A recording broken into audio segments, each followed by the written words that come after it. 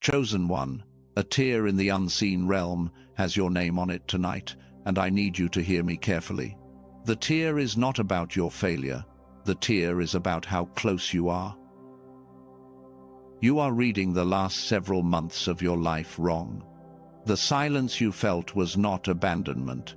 It was restraint. The fatigue was not decline. It was transition. The sudden urge to lay it all down this week was not wisdom arriving late. It was the oldest spiritual ambush in the world, arriving right before the door. Heaven is grieving because the gap between where you are standing and what you were born for is no longer measured in years, it is measured in breaths. And something in you is preparing to walk away from it without knowing what it is. You did not find this message. It found you, not by algorithm, by appointment. For the next hours of this recording, I am not here to inspire you. I am here to translate. Because the wrong translation of the past several months is about to cost you the decade in front of you. So stay, breathe. Let me name what is happening. Stop scrolling right now. Whatever tab is open in another window, close it. Whatever voice in the background is asking for your attention, let it wait. If you are around people, this message is not for them. This is for you alone. If you need to put earphones in, do that now. If you need to adjust the volume so the words land gently, do that now. I will wait. Take one full breath. In through your nose, slowly. Out through your mouth, even slower. Do it again. One more time. Good. What you are about to hear will not happen to you by watching it passively. This is not content. This is confrontation. Gentle confrontation. The kind that does not break you down, but breaks you open.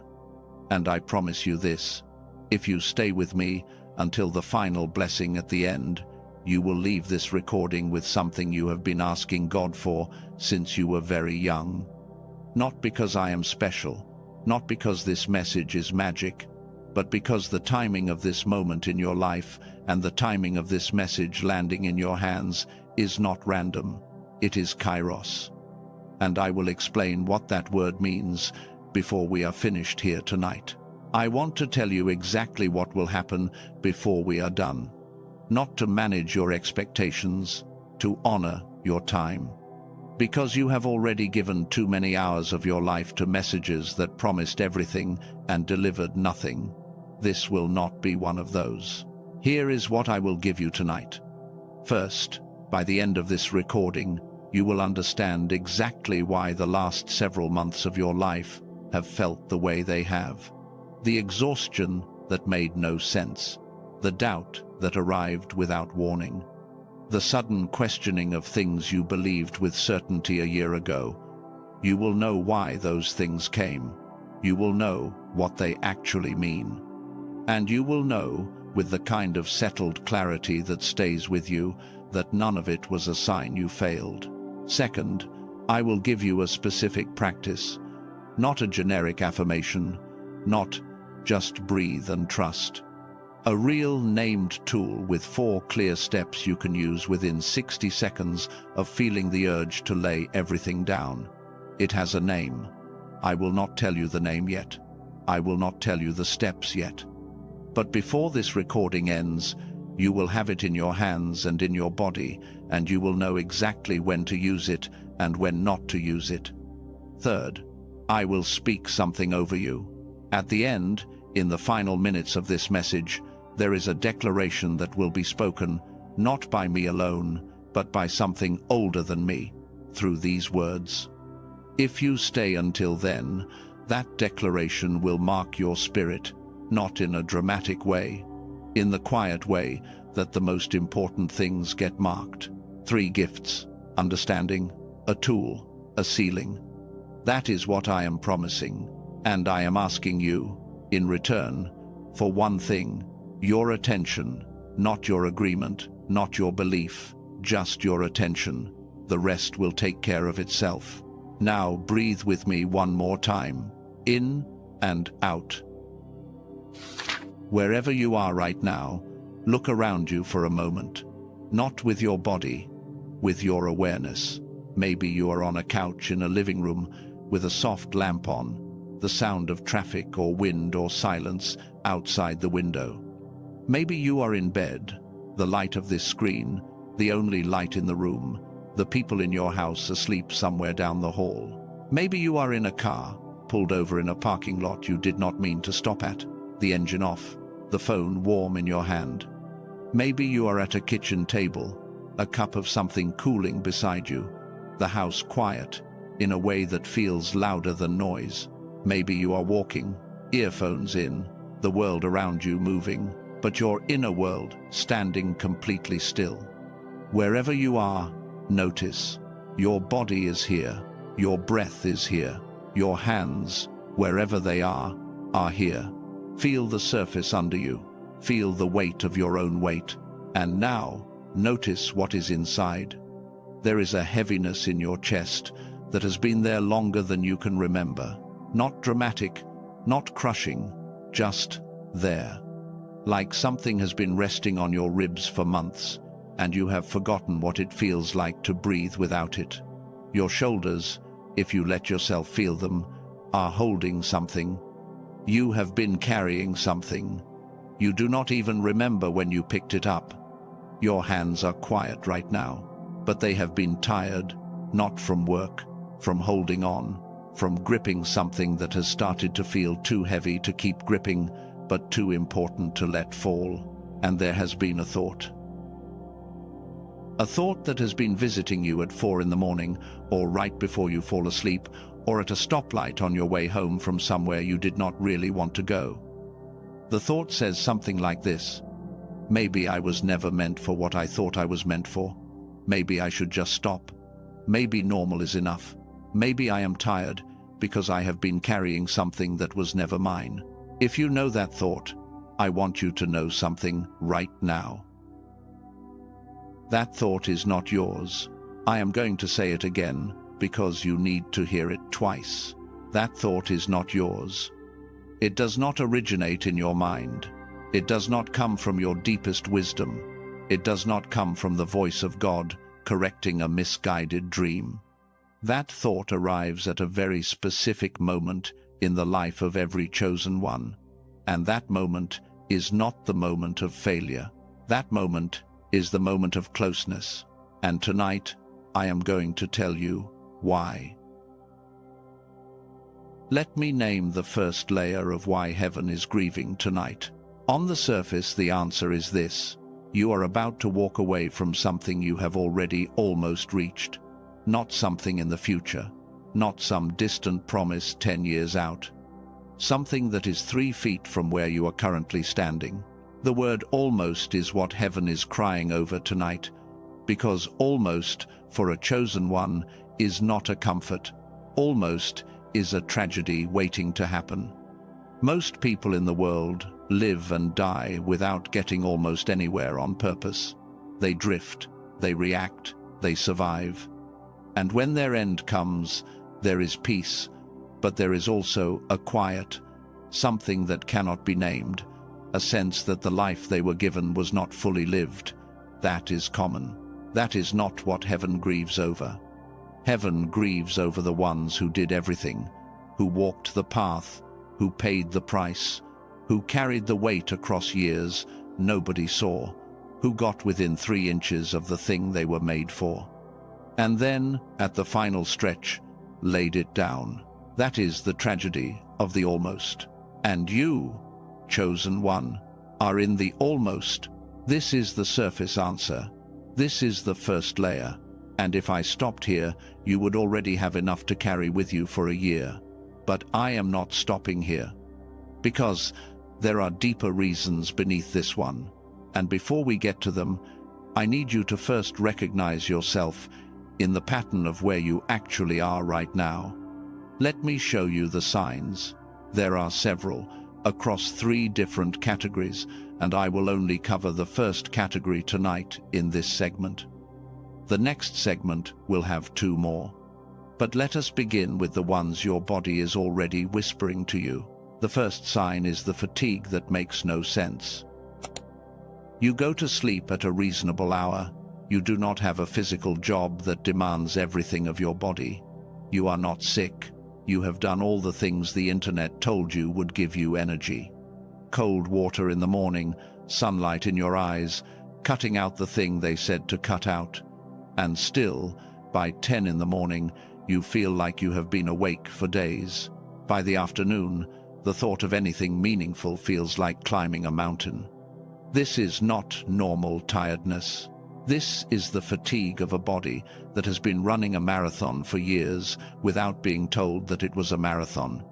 Your body thought this was supposed to be over by now. Your body made plans for a life that was simpler than the one you ended up in. And somewhere in the last few months, your body started protesting, not with pain, with weight. Everything suddenly weighs more than it used to.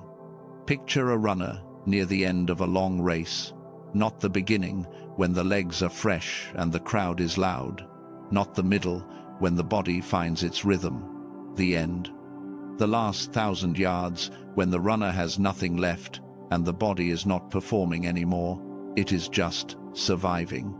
A runner in that state looks like someone who is falling apart. But inside that body, something is happening that looks nothing like falling apart. The body is redirecting every last resource to the finish. Muscle that was working 5 minutes ago is shutting down so the heart and lungs can have what is left. That is your body right now, chosen one. What you are calling tiredness is your body calling forward its last reserves. That is not decline. That is the final compression. The second sign is the tightness in your chest when you think about the thing you have been working toward. It does not matter what the thing is. It could be a dream you have been carrying, a relationship that has been quietly dying, and you know something has to happen one way or the other. A calling that has been waiting for you to say yes. A book you have been trying to write. A move you have been trying to make. A conversation you have been trying to have with someone who will not be here forever. When you think about it, something in your chest tightens, just a little, like a hand closing slightly around your heart. Not a panic attack, a quiet warning. And because you cannot name it, you assume it means something is wrong. Maybe I should not do it. Maybe it is not the right time. Maybe I am not ready. Hear me carefully. The tightness is not a warning that you are on the wrong path. The tightness is the echo of every time you almost did it before and pulled back. Your body remembers the near misses, and it is bracing for another one. The tightness is not a sign of danger. It is a sign of history. It is a sign that your body has learned to expect the pullback. Your body is not afraid of the thing. Your body is afraid of almost doing the thing again. And I want you to hear this with tenderness, not shame. Your body was trying to protect you. Every time you got close and pulled back, something in you learned that getting close was painful. Your body adapted. Your body decided that approaching the thing was dangerous, because approaching it always ended in the same retreat. That is not a failure of your body. That is a body that loves you. A body that is trying to spare you one more near miss. But tonight, the body needs a new word. The new word is not retreat. The new word is cross. And we will come back to what that means. The third sign is the heaviness that arrives in your hands and limbs right before a key decision. You know this one, if you have lived it. You are standing in front of the moment. The email that needs to be sent. The call that needs to be made. The step that needs to be taken. The thing that will change everything if you do it. And in that exact moment, your body goes heavy. Your arms feel like they are filled with sand. Your legs feel like they are planted in cement. You call it procrastination. You call it laziness. You call it yourself being weak. You are wrong about all of it. What you are feeling is the body of the old life resisting the arrival of the new one. Every cell in your current identity is designed to protect you from becoming someone you have not been before. When your mind decides to cross the threshold, every part of you that built its home on this side of the threshold pulls back. The heaviness is not you failing to take action. It is you being held in place by a version of yourself whose job it is to keep you from changing. And the heaviness is always strongest right before the crossing. Always. This is a spiritual physics law. The closer you are, the heavier the last few steps feel. If you have been feeling unusually heavy lately, you are not losing. You are at the edge. I want you to picture something in your mind right now, a moment in the last few weeks when you were about to do the thing. Maybe it was writing the message. Maybe it was making the phone call. Maybe it was saying the word out loud that needed to be said. Maybe it was walking into the room. Maybe it was clicking send. And in that moment, you felt the sand in your arms, the cement in your legs, the weight that made no sense. You thought your body was telling you no. Your body was actually telling you yes. But the yes was so large that only the old self could feel it, and the old self was afraid. Hold that memory for a second. Do not argue with it. Do not try to fix it. Just let it be renamed. The fourth sign is the sudden need to sleep or disappear during prayer, meditation, or any attempt to connect. You sit down to pray, your eyes close, your body exhales, and within 90 seconds, you are asleep, not drifting, not meditating, out. You wake up an hour later with a stiff neck and the vague sense that you did not do what you sat down to do. Or you try to journal and you cannot finish a sentence. Or you go for a walk in nature, trying to listen for guidance, and your mind is either loud or completely empty, and neither one is what you came for. Or you try to read the kind of book that used to move you, and the words blur on the page, and you find yourself staring at the same paragraph for 10 minutes. You think this means your connection to the sacred has weakened. You think it means you have done something wrong. Some people even think it is shame, as if they are hiding from a presence they do not feel worthy to face. It is none of those things. Here is what is actually happening. You are entering a season where the contact is happening beneath your conscious experience. The work is being done in a place your mind is not allowed into. Your system needs to be offline for certain kinds of construction. The sleep is not laziness. The blank mind is not absence. These are signs that something is being built in you that you are not meant to supervise. There are things God will never build in you while you are watching. There are rooms inside you that can only be built while the lights are off. What you have been calling a dry season is actually the quietest and most productive season of your spiritual life. You are asleep because you are being worked on. You are blank because the channel is being cleared. You are spacing out because the construction is using bandwidth. You have not lost anything. You are being built. Now, let me ask you something. How many of those 4 signs have you felt in the last 90 days? I am not asking you to answer out loud. I am not asking you to count them on your fingers. I am asking you to let the number land in your awareness quietly. 1, 2, 3, 4. If you recognized even one, I want you to know something. These are the body signs, the physical signs, the signs your nervous system is already using to tell you what your mind has not yet caught up to. There are 2 more categories coming in the next segment: the emotional and mental signs, and the spiritual synchronicity signs. When you hear those, the pattern will sharpen. You will stop wondering if you are imagining this. You will start wondering how you did not see it sooner. But before we go there is something I need to say to you about a door.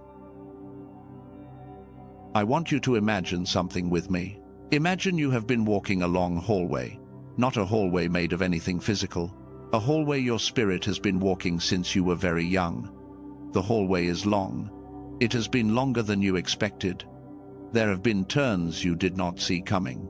There have been stretches where the lighting changed and stretches where you walked in near darkness, trusting only that the floor was still beneath you. You have been in this hallway for a long time, chosen one. And at the end of this hallway, there is a door. You have always known, somewhere underneath your thinking, that the door was there. You used to picture it clearly when you were younger. You used to feel certain it was getting closer. Then, in the middle of the journey, the door became hard to see.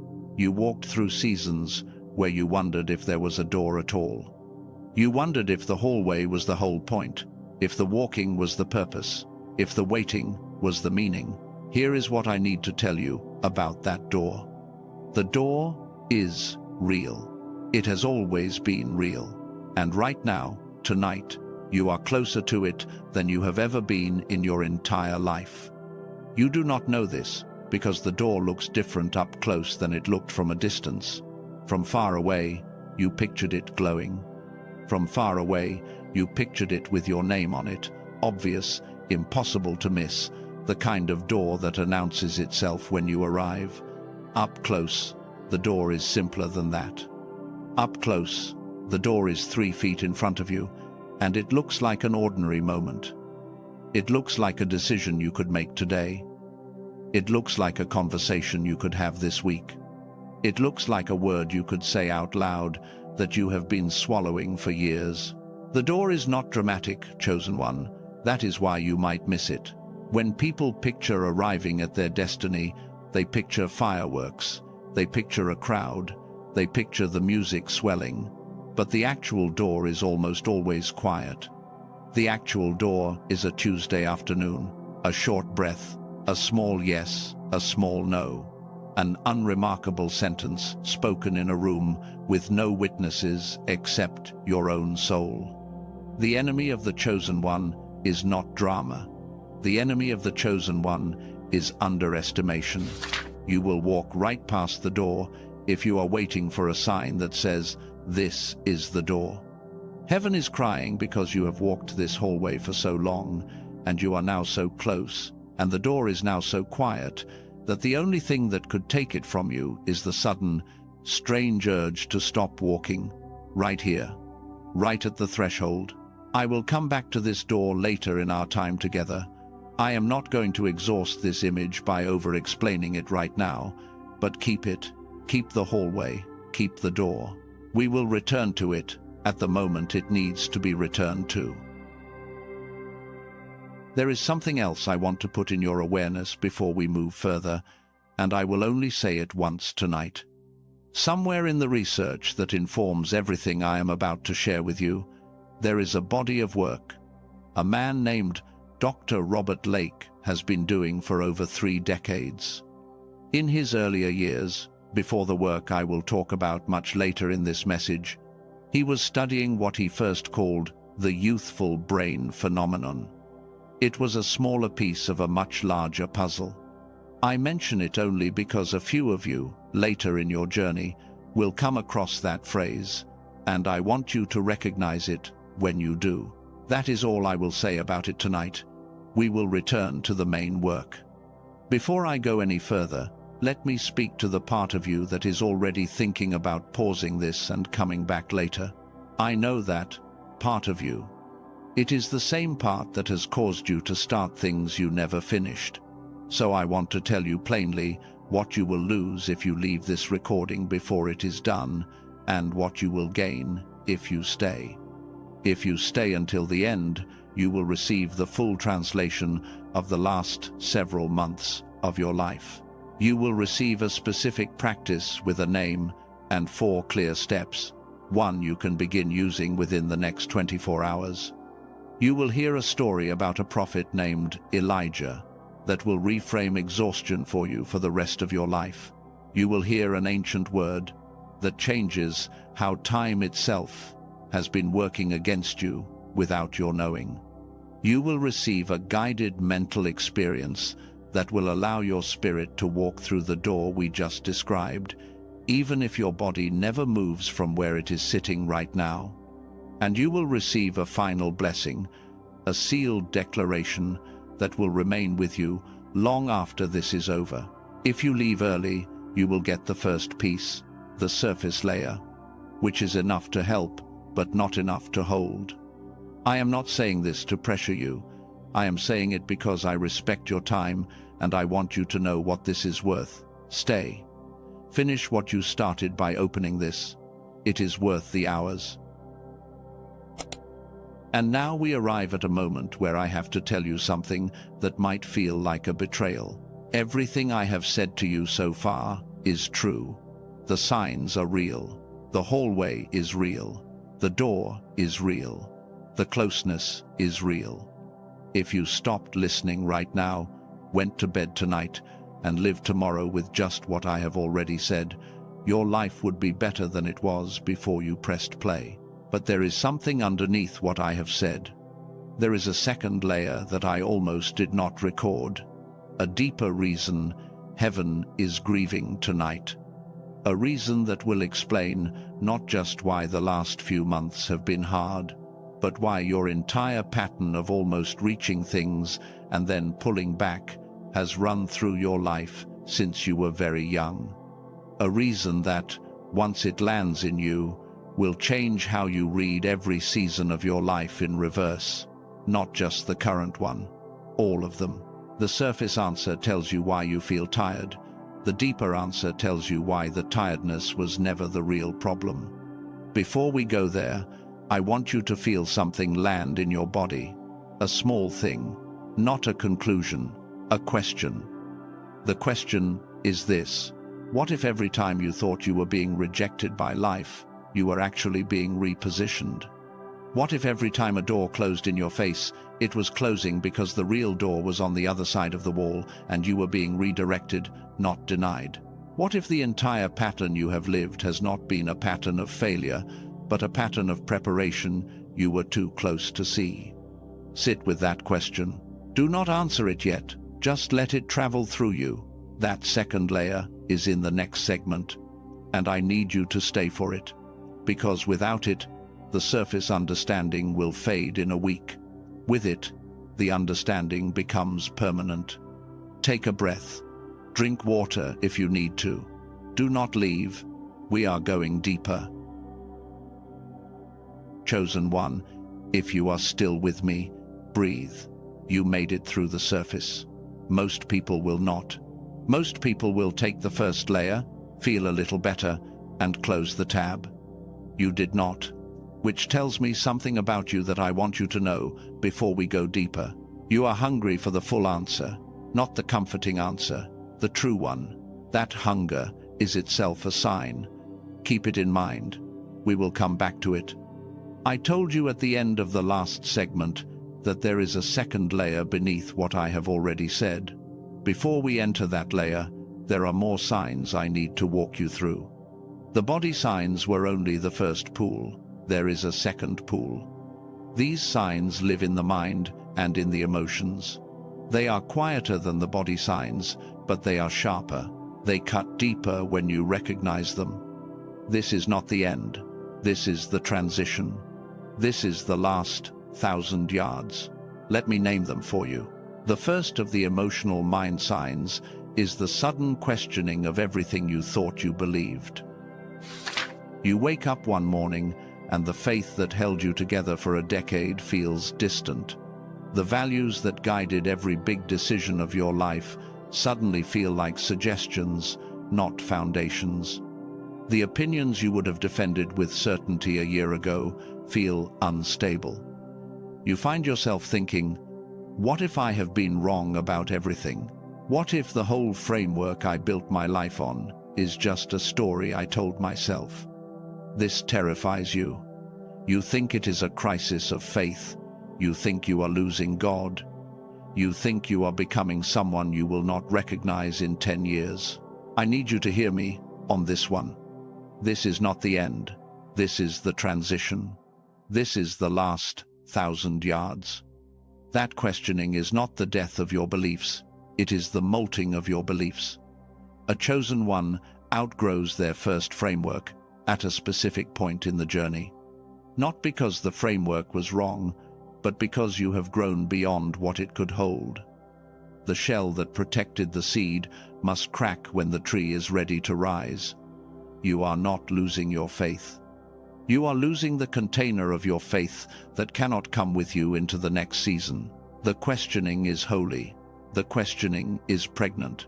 The questioning is the sign that what comes next will be larger than anything you could have held before now. Do not panic when the old certainties start to loosen. Let them loosen. What is about to arrive is bigger than what is leaving. The second of the emotional mind signs is feeling 10 years older than your actual age. You look in the mirror and you do not see the person you expected to see at this point, not because of wrinkles or gray hair, because of the eyes. There is a tiredness in your eyes that is not about sleep. It is the tiredness of someone who has lived more than people around you realize. You walk through your days and you feel ancient in a way that does not match the number on your birth certificate. You have friends your age who still feel young, who still laugh about the small things, who still approach life with the kind of energy that feels completely foreign to you. You wonder what is wrong with you. You wonder why you have aged on the inside in a way they have not. Nothing is wrong with you. You have been carrying more than they have been carrying. That is all it is. Chosen ones age in waves, not evenly, not gradually, in concentrated compressions. A chosen one can live 5 years of internal experience in 6 months of chronological time. The weight you have been carrying was the weight of accelerated becoming. You have lived more than they have lived, not because your circumstances were worse, but because your spirit was being aged on purpose for something that requires the maturity of someone twice your age. The weariness in your eyes is not decline, it is ripeness. You look 10 years older on the inside because you are 10 years further along than you are supposed to be by now, which is exactly what the moment requires. The third of the emotional mind signs is flat affect around things that used to excite you. Music you used to love sounds okay, but not transcendent. Food you used to savor tastes fine, but does not bring joy. Conversations you used to look forward to feel obligatory. The news no longer shocks you. Success no longer thrills you. Failure no longer devastates you. Everything has become, in a word, flat. You worry that this is depression. Sometimes it is, and if it is interfering with your daily functioning, please do not use what I am saying to avoid real care. Get support. But for many of you, this is not depression, this is something else. And it has a name most people never learn. You are experiencing the dampening of the lower frequencies. Your nervous system is turning down the volume on the emotional registers that used to drive your life because it is preparing to open higher frequencies that those lower ones would have drowned out. The flatness is not permanent. It is a transition state, a temporary recalibration during which the old excitements are quieted so the new ones can be heard when they arrive. A musician does not practice on a loud stage. A musician practices in a quiet room. Your life has become quiet because something is being rehearsed in you that requires the old noise to stop first. When the rehearsal is complete, the music will return, and it will be music you did not know your heart was capable of playing. The fourth of the emotional mind signs is the inability to explain your life to anyone in your circle. You try to tell your closest friend what has been happening to you, and the words will not come out right. You feel yourself shrinking the experience just to make it fit in the conversation. You watch their face as you talk, and you can see that they are trying, but they are not getting it. They do not have the category for what you are describing, so you eventually stop trying to describe it. You say a watered-down version and change the subject. You walk away feeling lonelier than you did before you spoke. This happens because you have moved into a layer of experience that the people around you are not yet in. Not because you are better than them, not because they are shallow. because they are at a different stage of the path, and the stage you are in does not have language that transfers back to the stage they are in. Here is what I want you to know about that loneliness. The loneliness is not a signal that you should go back. The loneliness is the signal that you have moved forward. It is lonely at the front of the line. It was supposed to be. Every chosen one who has ever walked this path has walked a season where they could not explain themselves to the people they loved. This loneliness is not a sign you have lost your community. It is a sign you are about to meet the community that matches where you are now. The people who were meant to walk with you at the next level have not arrived yet because you have not arrived yet. When you cross the threshold, they will appear. They are already walking toward you from the other side. Hold the line. The loneliness ends when the threshold is crossed. Those are the 4 emotional mind signs. I want you to notice something about them. They are less about your body and more about your identity. Your body signs tell you that something is being built. Your emotional mind signs tell you that who you are is being reorganized.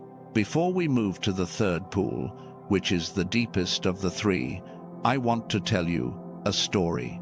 Not about a modern person, not a testimony, an ancient story, because the pattern of what is happening to you is not new.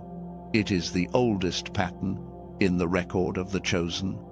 And there is one figure in that record who has carried your exact pattern better than almost anyone else. His name was Elijah. If you do not know the story, let me give it to you simply, because you need to know it tonight. Elijah was a prophet, not a nice pastor with a nice voice and a nice Sunday sermon. A wild, raw, untamed prophet in a time when his country had lost its way. The kind of man who would walk into a palace and say hard things to a king and a queen. The kind of man the establishment could not control. At a point in his life, Elijah stood on a mountain called Carmel. He called down fire from heaven. In front of the fire came. The priests of the false god were destroyed. Elijah, standing alone on that mountain, witnessed the most dramatic, public, undeniable victory of his entire prophetic life. It was the apex. It was the peak. You would think what came next was a celebration. What came next was that Elijah ran. Within 24 hours of the greatest victory of his life, Elijah was running into the desert, terrified. The queen had threatened to kill him, and something in his spirit broke. He ran until he was exhausted. He ran until his body would not carry him any further. He collapsed under a small tree called a broom tree, a juniper tree. And under that juniper tree, this prophet of fire, this man who had just pulled down the power of heaven, this walking legend of his time, asked God to let him die. He said, in his own words, "It is enough. Take my life. I am no better than my fathers before me. I am done." Chosen one, I want you to feel the weight of that moment. 24 hours earlier, fire from heaven. 1 day later, asking to die under a desert bush. That is the pattern. That is the spiritual pattern of almost every chosen one who has ever walked this planet. The collapse does not come during the failure. The collapse comes right after the breakthrough. The closer to the peak, the deeper the valley on the other side. You have been in the valley, have you not? And you have been convinced that the valley meant you had failed.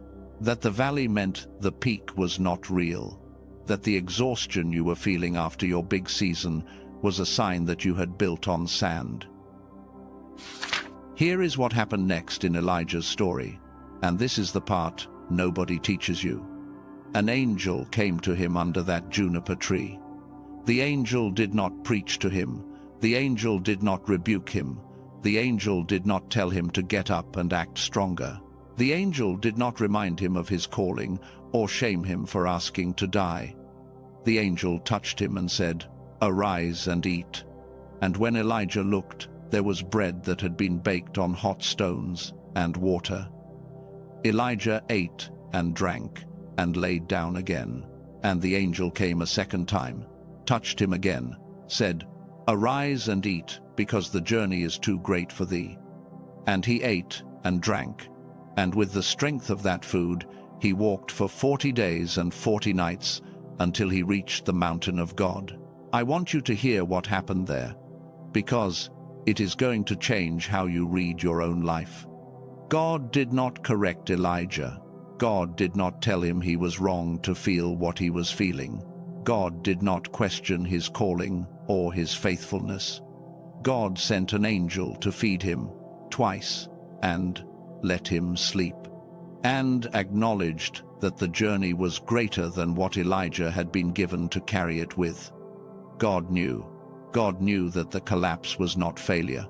God knew that the collapse was the aftermath of a spiritual output so large that the body and mind could not recover in one rest.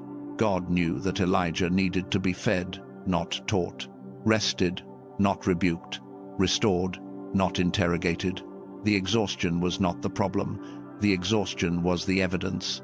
Now, let me bring this into your life. The last several months, or the last year, or however long you have been in the juniper tree season, you have been interpreting it as failure.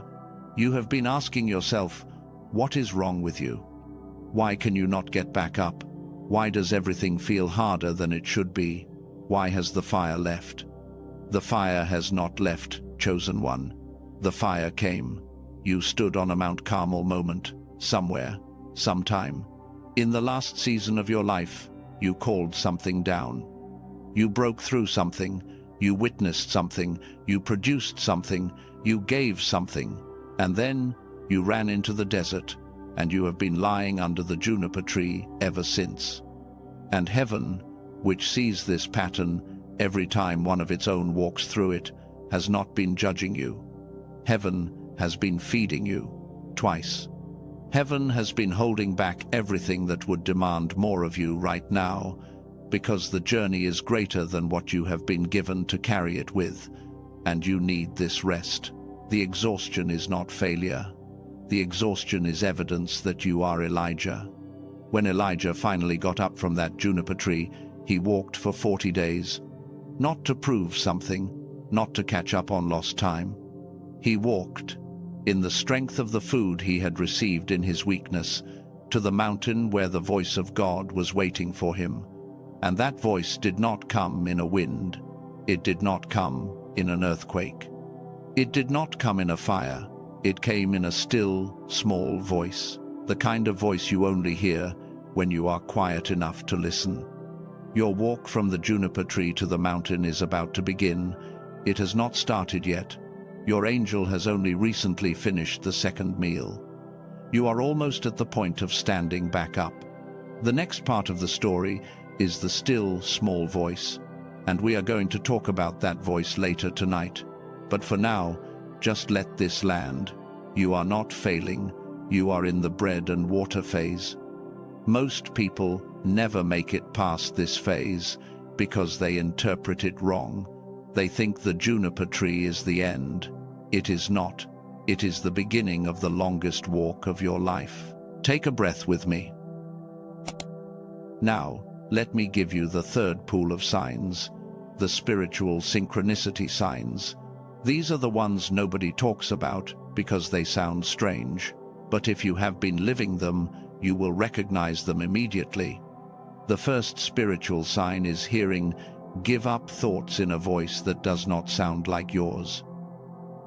You have been having thoughts lately that you did not generate. They arrive fully formed. They have a different texture than your normal thinking. They speak in a voice that feels close, but not internal. They say things like, "This is stupid, nobody is watching, nobody cares, just go live a normal life, stop pretending you are special, give up while you still have your dignity." You think these are your thoughts because they are happening in your mind. But listen carefully. They have a different flavor than your actual voice. They are colder, they are more efficient. They are louder on worse days and quieter on better days, but they are always there, in the corner, like a radio playing a station you did not turn on. Chosen one, Those thoughts are not yours. I am not going to spend a lot of time explaining what they are. I am going to tell you what they do. They arrive at a very specific moment.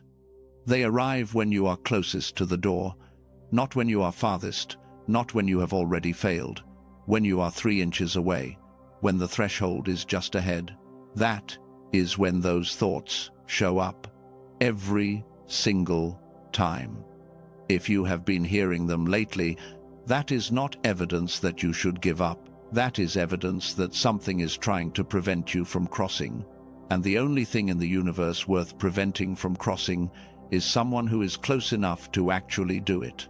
The voice that whispers, "Give up," is not wisdom. It is a predator at the gate. The second spiritual sign is recurring dreams of doors, thresholds, or being late. You have been dreaming something over and over. It does not have to be the exact same dream, but the themes return. There is a door you cannot find the key to. There is a hallway that keeps extending. There is a room you are supposed to enter, but the door is locked. There is an appointment you are running late for. There is a plane you are about to miss. There is a car you cannot start. There is a destination you are almost at, but something keeps pulling you back. These dreams are not random. These dreams are the unconscious mind trying to tell the conscious mind what the spirit already knows. You are approaching a threshold. You are arriving at something. And part of you is afraid you will be too late, or too unprepared, or too uncertain about whether you even have permission to cross. If you have had even one dream like this in the last few months, write it down when we are done.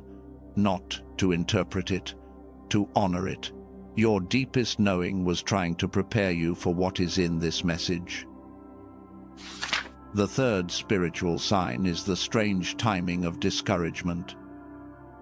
Think back over the last 6 months. When did the worst discouragement arrive? Was it after a failure? Was it during a bad season? For most of you, no. For most of you, the worst discouragement arrived at the strangest moments, right after a small win, right after a glimpse of hope, right after a conversation that left you feeling seen, right after you felt, for a brief moment, that maybe things were about to turn. And then, within hours or days, a wave of discouragement crashed over you that did not match the circumstances. This is not a coincidence. Discouragement does not follow failure. Discouragement follows proximity. The closer you get to the breakthrough, the bigger the waves of discouragement that arrive. The worst of them will arrive right before the door opens, and it will come disguised as realism. It will sound like, "Be reasonable, accept your life, stop chasing." And it will come, strangely, right after a moment when you almost touched the thing you have been reaching for. If discouragement has arrived at odd times in the last few months, you are not unstable, you are close. That is what closeness looks like from the inside. Now, take a breath. You have just been walked through 10 signs across 3 pools: physical body signs, emotional mind signs, spiritual synchronicity signs. I want you to rest for a moment, not physically, inside. I want you to let what you have heard settle. I am not going to teach for the next 60 seconds. I am just going to sit with you. You have been carrying so much that you have not been allowed to stop and notice the shape of what you have been carrying. Let us notice it for one breath. You have been tired in a way most people around you do not understand. You have been questioning things you used to be sure of. You have been dreaming of doors you cannot find. You have been hearing thoughts that do not sound like you. You have been walking a hallway that has been longer than you expected. None of this, chosen one, is a sign that something has gone wrong. All of this is the shape of someone arriving. I want to tell you a very small story before we continue. I am not going to tell you the person's name. I am not going to tell you where exactly She lives. I will tell you that it was a woman who wrote to me some time ago about what she called the week she almost deleted everything. She had been carrying something for 9 years, a small, stubborn calling, something she had never told most of the people around her. And on a Tuesday, in the middle of an ordinary week, she decided to quit. She had the files open on her computer. She had her hand on the mouse. She had composed a short message to send to the 2 people who knew, letting them know she was done. And in that exact moment, something stopped her. Not a voice, not a sign. She could not even describe it later. It was something small. She said the closest words she could find were, "I felt a kind of tiredness on behalf of myself." Like someone who knew me completely watched what I was about to do and felt grief. And that grief reached through my own hand and made it unable to press the button. She closed the laptop. She did not send the message. She did not delete the files. She went to bed. 6 months later, the thing she had been working on for 9 years arrived. Not in the form she had imagined, in a better form. A form she could not have built if she had not spent those 9 years in the juniper tree. She wrote to me 2 years after that moment. She said, "The scariest thing I have ever thought about is how close I was that Tuesday to missing the whole thing, not by a year, by one press of a button. And the only reason I did not press it was that a grief that was not mine stopped my hand." Chosen one, I am telling you this story because someone listening to this recording right now has your hand on the metaphorical mouse this week. Someone has the message almost composed. Someone has the decision almost made. And I want you to hear, in the recording of someone else who has already crossed the threshold you are near, that the grief you are feeling this week, the strange heaviness of consideration, may not be your own grief. It may be heaven reaching through your hand to stop you from missing the whole thing by a single press. Let your hand go still for a moment. Before we move to the next segment, I want to begin something I am going to finish later, a practice. Not the full practice yet, the beginning of it. A small diagnostic question I want you to carry forward into the next part of your week. I am going to call this the almost audit. And later in the recording, I will give you the full version. But I want to put the core question in your hands right now, so it starts working on you before we finish tonight. Here is the question. What am I quietly laying down this week that future me will grieve? That is the question. I want you to read it in your mind, once, slowly, then again. What am I quietly laying down this week that future me will grieve? Not laid down in a loud way, quietly. The way chosen ones almost always lay things down, through a series of small no's that never get named as decisions, through an empty calendar entry, through a conversation that keeps getting delayed, through a dream that is drifting, not crashing. The question does not ask what you have failed at. It asks what you are quietly folding up and putting in a drawer this week. Carry that question with you for the next few days. Do not rush to answer it. Let it find you. The answer will arrive when you are not trying to force it. It will come in the shower. It will come on a walk. It will come in a quiet moment, at a red light. And when it arrives, write it down somewhere. I will give you what to do with the answer later in this message. This is the seed of the almost audit. The full version is coming. If you want to mark this moment for yourself, here is a simple thing you can do. In the comments of this recording, type one word. The word is arrived, not arriving. Arrived. Type it as a marker for yourself, not for anyone else. Your spirit will know why. Now, we are about to enter the second layer, the deeper reason heaven is grieving tonight. Everything you have heard so far is true. The 4 body signs are real. The 4 emotional mind signs are real. The 3 spiritual synchronicity signs are real. Elijah is real, and your life is walking his pattern. The hallway is real. The door is real. But underneath all of that, there is a second answer. And this answer will reframe your entire life in ways I have to prepare you for before I say it. Because when I say it, something in you is going to resist. Something in you is going to want to argue with me. Something in you has an investment in reading your life the old way, and the new reading is going to cost that old self something to accept. I am not going to force the reading on you. I am going to lay it gently in your lap, and you will decide whether to pick it up. One more breath before we go there. Are you still with me? Good. Then we go. There is a word I need to give you before we enter the second layer, an ancient word, a word that will change how you read time itself. But before the word, I need to close something I opened with you earlier tonight. I promised you, at the very beginning of this message, that by the end of this recording, you would understand exactly why the last several months of your life have felt the way they have. I am about to deliver on that promise now, not fully. The full delivery takes the rest of this message to complete, but the core of the answer, the piece that will hold the rest together, I am giving you in the next few minutes. And here is what I need you to know before I give it to you. What I am about to say is not the surface answer. You already have the surface answer. The surface answer is that you are closer than you think, and the exhaustion is the final compression of a body arriving at a threshold. That answer is real. That answer is useful. That answer will get you through tomorrow. But the surface answer cannot hold you for a decade. The surface answer will fade in a week. You will wake up next Tuesday, and the feelings will return.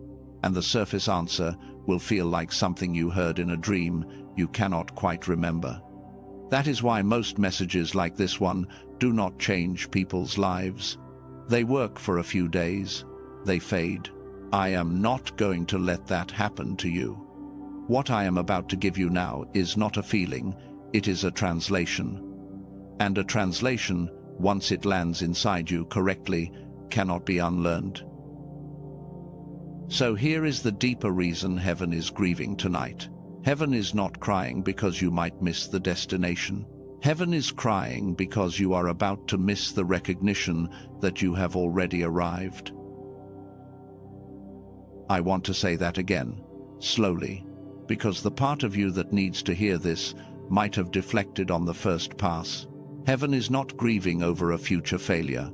Heaven is grieving over a present blindness. You have already arrived, chosen one. The thing you have been walking toward is not 3 years away. It is not 3 months away. It is not even 3 weeks away. It is here. It has been here for a while, and you have been standing in the middle of it, looking forward, wondering when it will arrive, not realizing that the wondering itself is what has been keeping it from being seen. The almost is not about distance. The almost is about recognition. This is why the surface answer alone is not enough, because if you only hear the surface answer, you will walk out of this recording looking for the door in front of you. You will keep scanning the horizon. You will keep asking when. You will keep waiting for the arrival, and the arrival will walk past you, because it never announced itself as an arrival. It did not have a trumpet. It did not have a crowd. It wore the clothes of an ordinary Tuesday. It whispered instead of shouted. It moved in the texture of your current life, which is why your eyes passed over it on the way to the horizon. The tragedy of the almost is not a missed opportunity in the future. The tragedy of the almost is a missed recognition in the present. Let me say this in a way that will stay in your body long after tonight. You are not going to miss your calling by failing. You are not going to miss it by making a bad choice.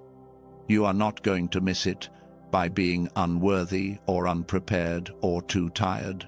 Those are not the ways chosen ones miss. Chosen ones miss their calling by looking past it. by assuming the thing they were walking toward would look more dramatic than it actually does, by assuming their arrival would feel different than it actually feels, by assuming the door would announce itself when the door has always been quiet.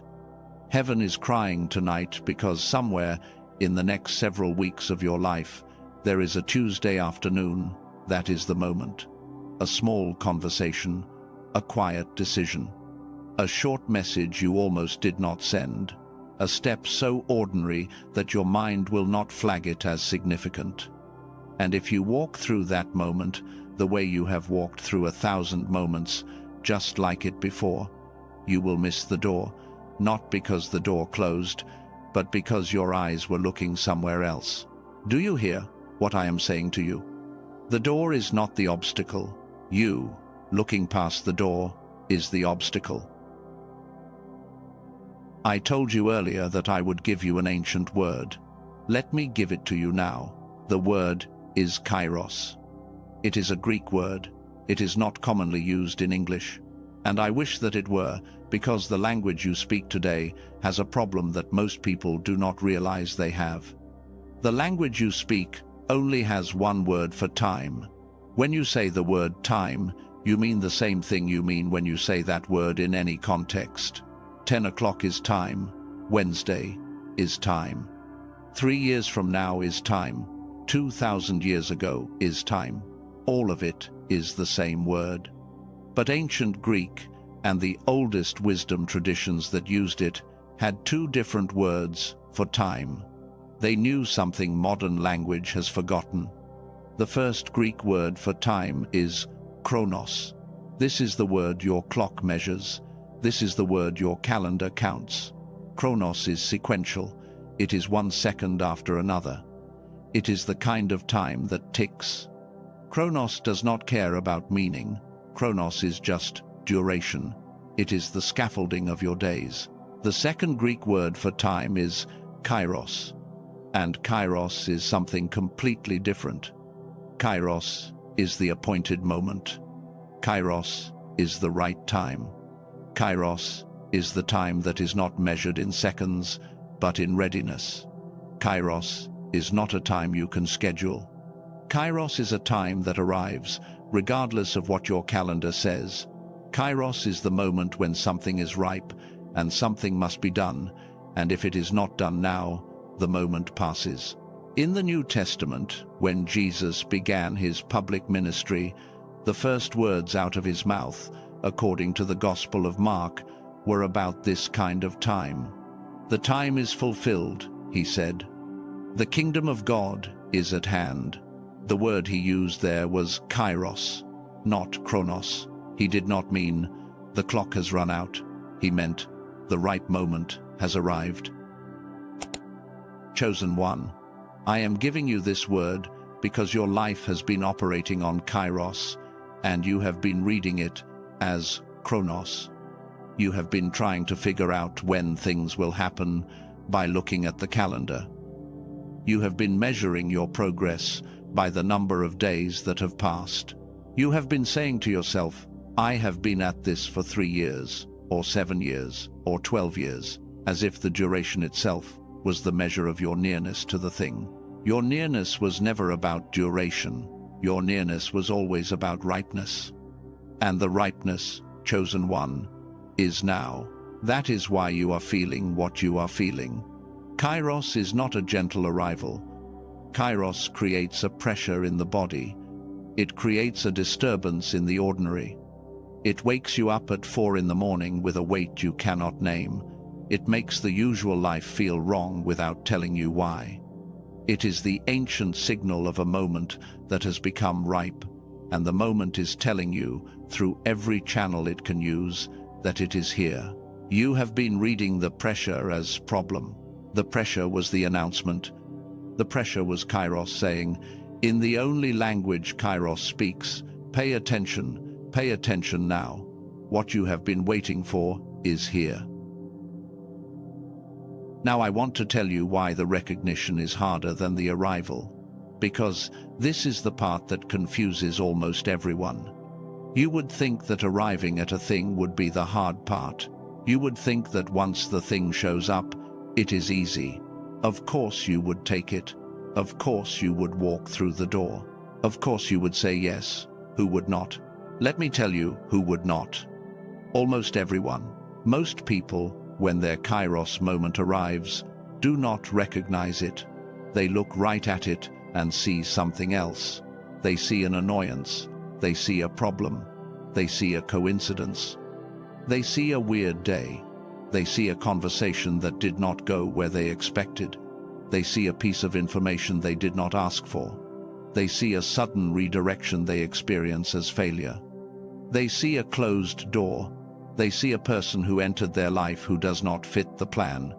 They see a change they did not want. What they do not see is the door, because the door never looks like a door when you are inside the moment. Here is why. The door is made of the material of your current life. It is not made of gold. It is not made of a different substance than everything else around you. The door is assembled from the exact pieces of your ordinary existence. A small choice, a quiet invitation, a short phone call, a piece of news, a sudden inner prompting, a meeting that was not on the schedule, an illness that rearranges a week, a person who keeps showing up, a question that keeps returning.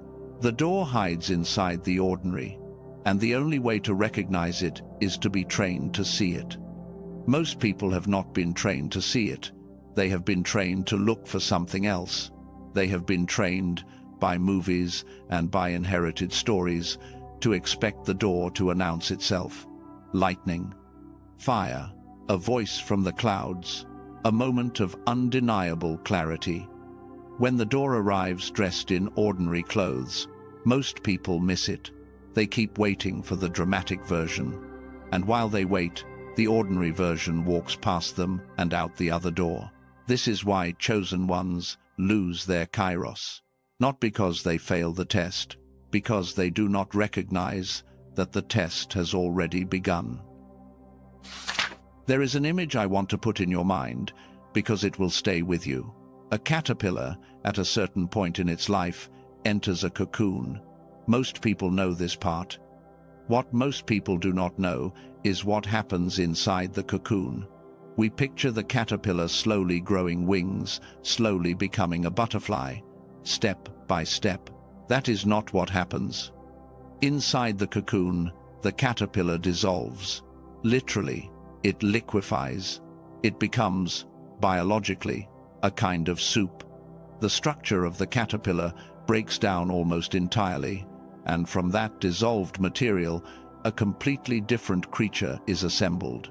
The butterfly is not the caterpillar plus wings. The butterfly is something new that was made out of the dissolved pieces of what used to be. If the caterpillar could narrate its experience inside the cocoon, it would not say, "I am becoming a butterfly." It would say, "I am dying." It would say, "I am falling apart." It would say, "Everything I was is turning to liquid, and I have no idea what is happening to me." Chosen one, you have been in the cocoon. The confusion you have been feeling is the dissolution. The flatness we talked about earlier is the liquefaction of the old registers. The loneliness is the separation from what you used to be. The exhaustion is the biological cost of being restructured from the inside out. This is why recognition is harder than arrival, because you cannot see the shape of what you are becoming from inside the process of becoming it. You can only see it from the other side. And until you are on the other side, you will interpret the process as failure.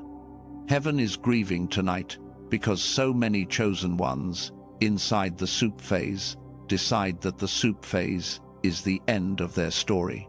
They break open their own cocoons early. They climb out as half-formed things, and they spend the rest of their lives as neither what they were nor what they were becoming. They live in the space of the almost. I am telling you this now, inside your cocoon, so that you do not make that choice this week. I want to tell you one more story before we turn the corner toward what comes next. It is a story you may already know. but I want you to hear it tonight with new ears.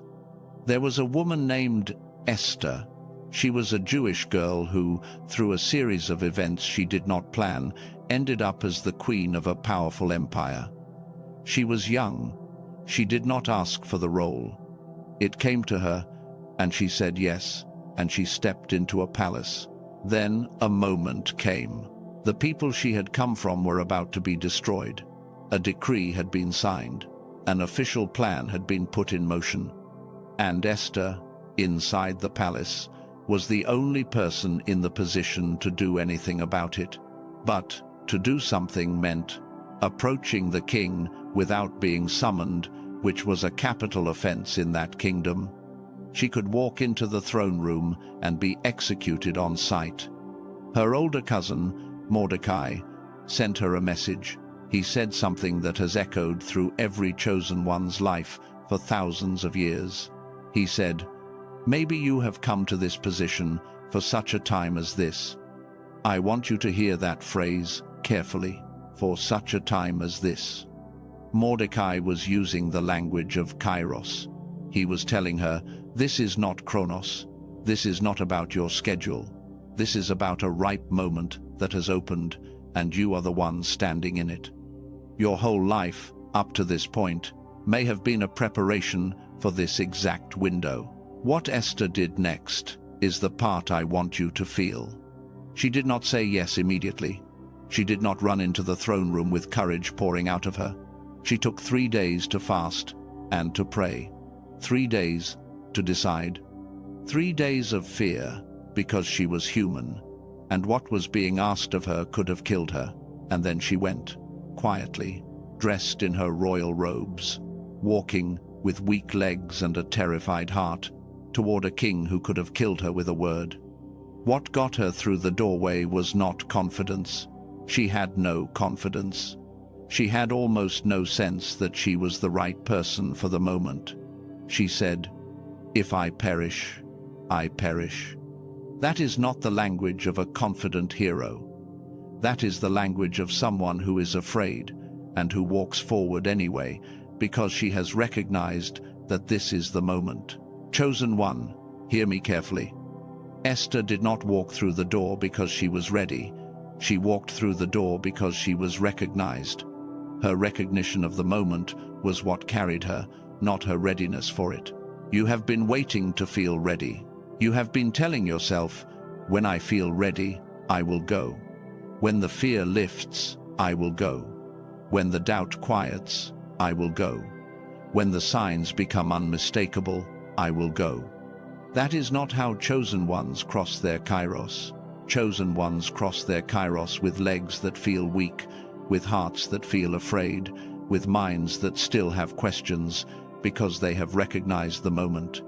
Not because the moment has given them certainty, but because they have learned to walk forward on recognition without needing the readiness to come first. Esther is not the story of a brave woman. Esther is the story of an ordinary woman who recognized her kairos and walked toward it with fear still in her body. The fear never left. She went anyway. That is what is being asked of you tonight. Not confidence, recognition, not readiness, movement toward the door, with the readiness still missing. Now, I want to give you 2 reframes, 2 pieces of translation that, once you accept them, will rearrange how you read your entire life in reverse. Take a breath. Let these land carefully. Here is the first reframe. What you have been calling indecision is actually your nervous system recognizing the kairos before your mind does. Sit with that for a moment. You have been hard on yourself for your indecision. You have thought, I cannot make up my mind. I go back and forth. I commit and then pull back. I say yes and then I say no. I cannot tell which voice is the true one. This is a failure of clarity. Hear me carefully. What you have been experiencing is not a failure. Your nervous system is faster than your conscious mind. Your nervous system knows when a moment is ripe before your mind can name it. And when your nervous system recognizes a kairos moment, it creates a disturbance. It makes the old life uncomfortable. It makes the usual answers stop working. It makes you restless in ways that look like indecision. The indecision is not you failing to choose. The indecision is your body trying to tell your mind that the rules have changed, that the old decision framework is obsolete, that you are in a different kind of time now, and the old compass does not point to the right north anymore. What you have called confusion was wisdom without language. You were not broken. You were arriving. Here is the second reframe. What you have been calling the feeling of not being ready is actually the oldest proof you have ever received that you are the right person for this moment. This one is going to sting a little. Let it. You have assumed, for most of your life, that the feeling of readiness is the green light. That when you finally feel ready, it means the moment is yours to take. And you have waited, year after year, for that feeling to arrive. Here is what you have not known. The feeling of readiness, for a chosen one, is almost never the signal that the moment is yours. The moments chosen ones are designed for are moments that are too large to feel ready for. If you feel completely ready for something, it is probably not the thing you were made for. It is probably a smaller thing, a thing the old you was already calibrated to handle. The real thing, the kairos thing, the thing heaven has been forming you for, will always feel too big. It will always make you doubt. It will always come with the thought, who am I to do this? That thought is not the enemy of your calling. That thought is the signature of your calling. Every chosen one, in every generation, has walked toward their kairos saying, I am not the right person for this. Every one of them. Moses said it. Jeremiah said it. Esther said it in a quieter way. Mary said it when the angel told her what she was to carry. None of them felt ready. That feeling of not being ready was not a disqualification. It was a confirmation.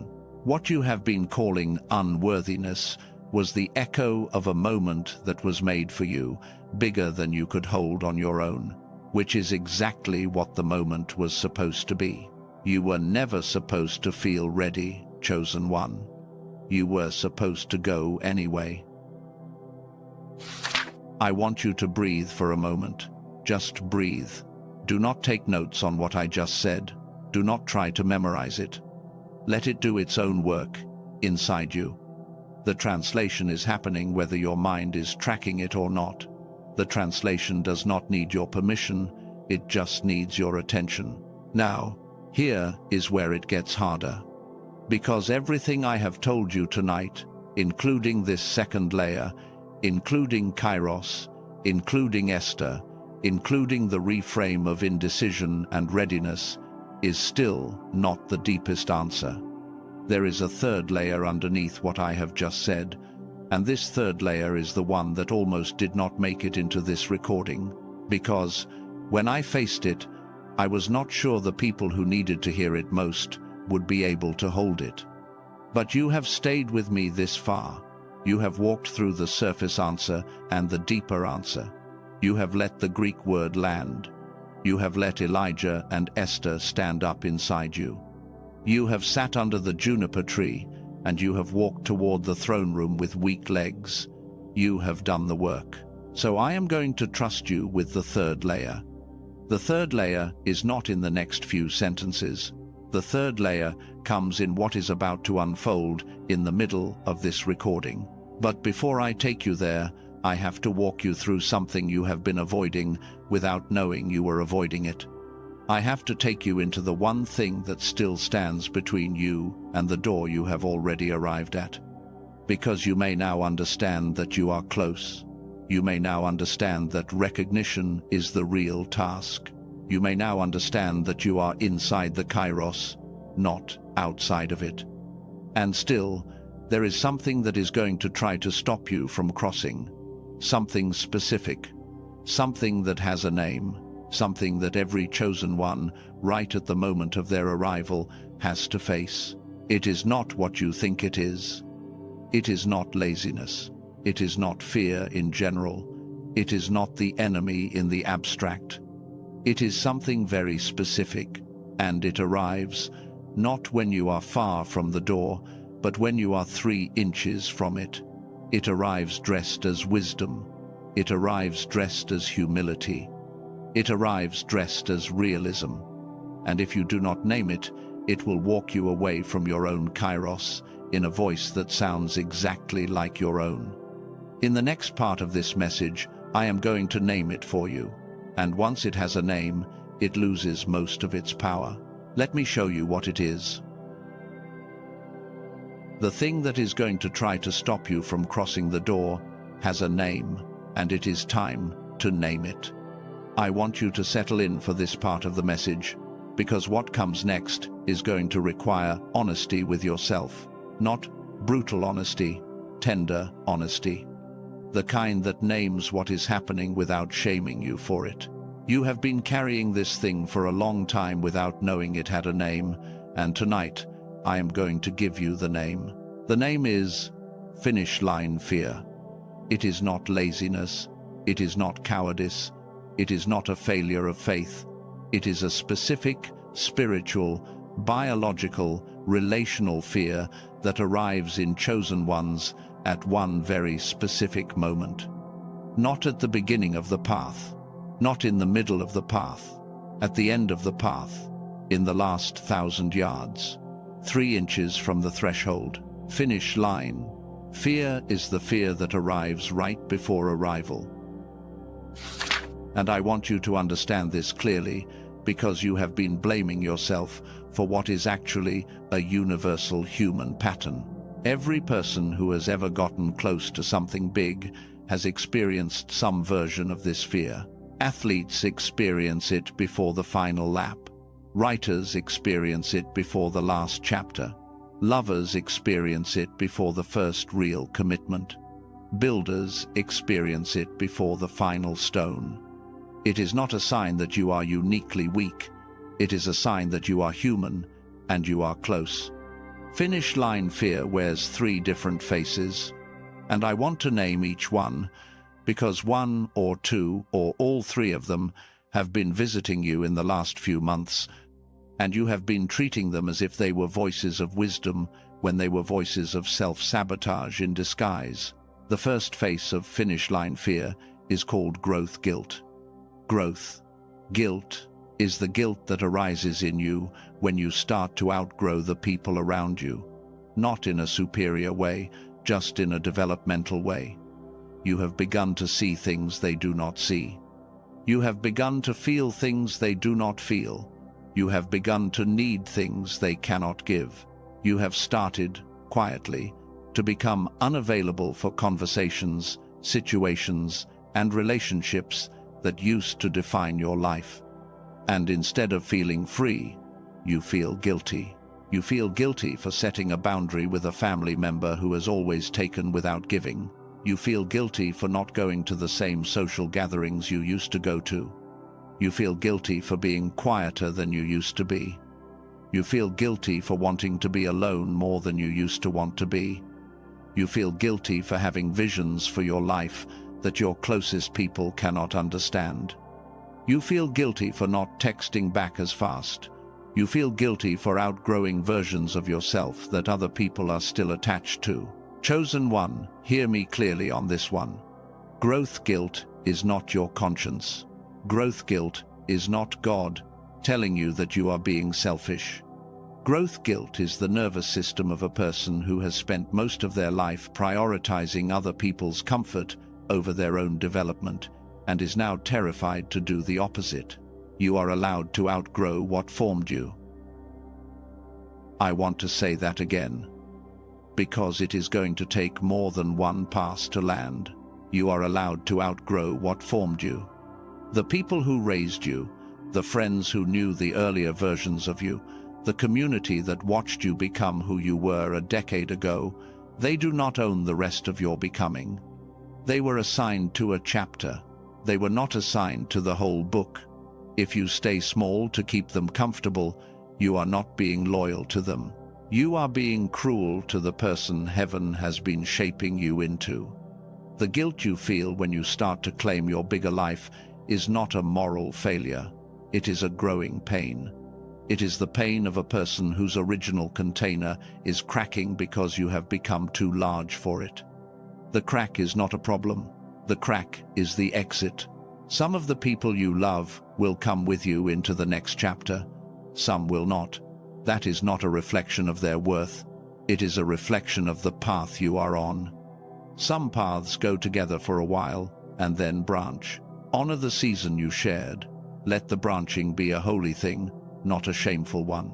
You are allowed to become unavailable to what is no longer yours to hold. You are allowed to cross the threshold without explaining it to anyone who did not walk toward it with you.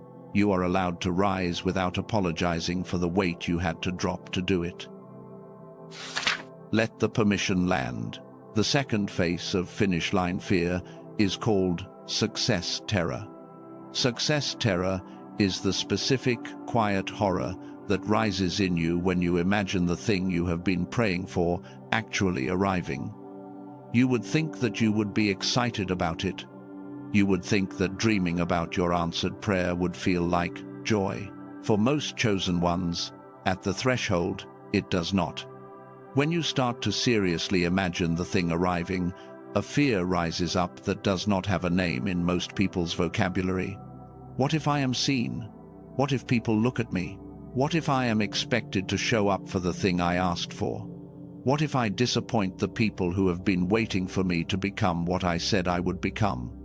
What if the new life asks more of me than the old life did? What if I liked complaining about not having it more than I will, like actually having it? What if I cannot go back once I cross?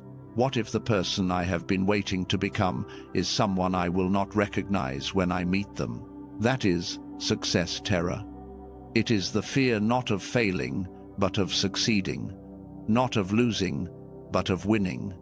And it is one of the most unspoken, least recognized, and most common fears among chosen ones in transition. I want you to know that it is normal, and I want you to know what it actually means. Success terror means that the life you are walking into is large enough to require a different version of you than the one you have been, which is exactly the point. The new life cannot be lived by the old you. The old you is not qualified. The old you, at the level you are entering, is a beginner, and some part of you knows this, and the part of you that has been the expert in the old life is terrified of going back to being a beginner. Here is the truth that will help you hold it. Every single person you admire, at the level you admire them, was once a beginner at that level. They were beginners in public. They were beginners while people watched them. They were beginners while they stumbled. The difference between them and the people who did not make it is that they kept going, beginner legs and all. You are going to be a beginner in your new life for a while, chosen one. That is not a problem. That is the entry fee. Being terrified of that does not mean the new life is wrong for you. It means you are sensible. It means you understand what is being asked. Go anyway. The third face of finish line fear is what I call the imposter's last stand. The imposter's last stand is the voice that shows up, almost predictably, right at the threshold and says, "You were faking it the whole time. You are not really this person. You tricked everyone, including yourself, into thinking you were going to be this. But when the moment actually comes, they will see. You will be exposed. You are not who you have been pretending to be." That voice has been louder in the last few weeks, has it not? I know it has, because that voice always gets louder at the threshold, not earlier. The imposter's last stand is not the background noise of your whole life. It is the final attempt to talk you out of crossing by convincing you that the person who is about to cross does not exist. Hear me. That voice is not telling you the truth. that voice is trying to prevent a birth. If you were actually an imposter, that voice would not need to shout this loudly. Imposters do not get called out by inner voices. Imposters get called out by reality. The fact that your inner critic is working overtime right now is not evidence that you are fake. It is evidence that you are real, and something that does not want you to step fully into your realness is making its last move. An imposter does not have this much resistance at the threshold. An imposter walks right through because nothing is at stake. The resistance you are feeling is the weight of your truth trying to be acknowledged. If you were truly false, there would be no weight. There is weight, chosen one, because you are real. And when you cross the threshold, that voice will not disappear. It will quiet. It will still show up sometimes. Every chosen one I have ever known has to make friends with that voice because it never fully leaves. But once you cross, you stop letting it vote. You let it speak because it is part of being human, and then you keep moving. You do not let the imposter voice make your final decisions anymore. You are the one who makes decisions. That voice is just a passenger. Now, I want you to understand what finish line fear, in all three of its faces, actually costs you if it wins, because this is important. You need to see what is at stake, not to scare you, to clarify the decision. Relationally, if finish line fear wins, you spend the rest of your life surrounded by people who know a smaller version of you. You stay in rooms where you cannot speak your actual language. You keep performing an old self in front of people who would not recognize the real you if you spoke her truth out loud. You maintain connections that cost you more than they give you. And you carry a quiet, background loneliness for the rest of your life because the deepest parts of you will never be met by the people you have chosen to stay small for. Spiritually, if finish line fear wins, your gifts go underground. They do not disappear. They still live in you. But they live in you as unlit fires. You carry the weight of them without ever getting to give what they were given to you to give. And somewhere in the back of your awareness, always, there will be a quiet knowing that the life you lived was not the one you were made for. You will make peace with it. Chosen ones are good at making peace with what they have settled for. But the peace will be a thin peace, not the deep peace of a life fully lived. Practically, if finish line fear wins, you lose a decade, not a year, not 6 months, a decade. Because the work you have done up until this point was the preparation for what is about to unfold, and if you walk away now, you do not just lose the next step. You lose the compound growth of every step that was going to follow it. The decade in front of you is not 10 separate years. It is a curve. And stopping at the threshold does not cost you tomorrow. It costs you the curve. This is the decade you do not have time to lose. Chosen one, you have already paid the tuition. The only thing left to do is to walk into the class. I want you to breathe for a moment. This is a lot, and I am not going to rush you through it. Take a slow breath in through your nose. Release it slowly through your mouth. One more. None of this is your fault. I want to say that clearly, and I want you to hear it without flinching. None of what you have been feeling, none of what you have been carrying, none of the patterns you have been repeating are your fault. You were never taught how to hold this much arrival. No one in your life sat you down when you were younger and said, at some point, you are going to be on the edge of something big. And when you are, these 3 fears are going to rise up in you in specific, predictable ways, and here is what to do when they arrive. You were not given that manual. Most chosen ones are not. So, when the fears arrived, you assumed they were you. You assumed the growth guilt was your conscience. You assumed the success terror was realism. You assumed The imposter's last stand was the truth finally coming out. You did not know these were patterns. You did not know these were predictable. You did not know that you were walking a path that every chosen one before you has walked, and that what you were feeling was not a personal failing, but a universal trial. You have been blaming yourself for weather. Let yourself stop blaming yourself. Right now, just for this moment, let the blame set itself down. I am going to sit with you in the quiet for a few seconds. I am not going to teach. I am not going to build toward anything. I am just going to be here with you. You have been carrying so much for so long, and so much of it was not yours to carry. Let your shoulders lower slightly if they can. Let your hands unclench if they are clenched. Let your jaw soften if it is tight. You are allowed to be tired. You are allowed to be afraid. You are allowed to be at the threshold without feeling ready. Everything that has brought you here has brought you here. And here is not a failure. Here is the exact place you were meant to be. Now, let me tell you what was actually happening during all of this. You have been interpreting the last several months, or the last several years, as a season of decline, as a breakdown, as a loss of something you used to have, as a slow forgetting of the fire you used to carry. The actual truth is different. What you have been calling delay was development. What you have been calling breakdown was the final compression. And I want to bring Elijah back into the room for a moment, because his story has more to teach you than you heard the first time. I told you earlier that the angel came to Elijah under the juniper tree twice, that the angel fed him twice, let him sleep, and said, "Arise and eat, because the journey is too great for thee." What I did not tell you was what happened after. After the bread and the water, Elijah walked for 40 days and 40 nights.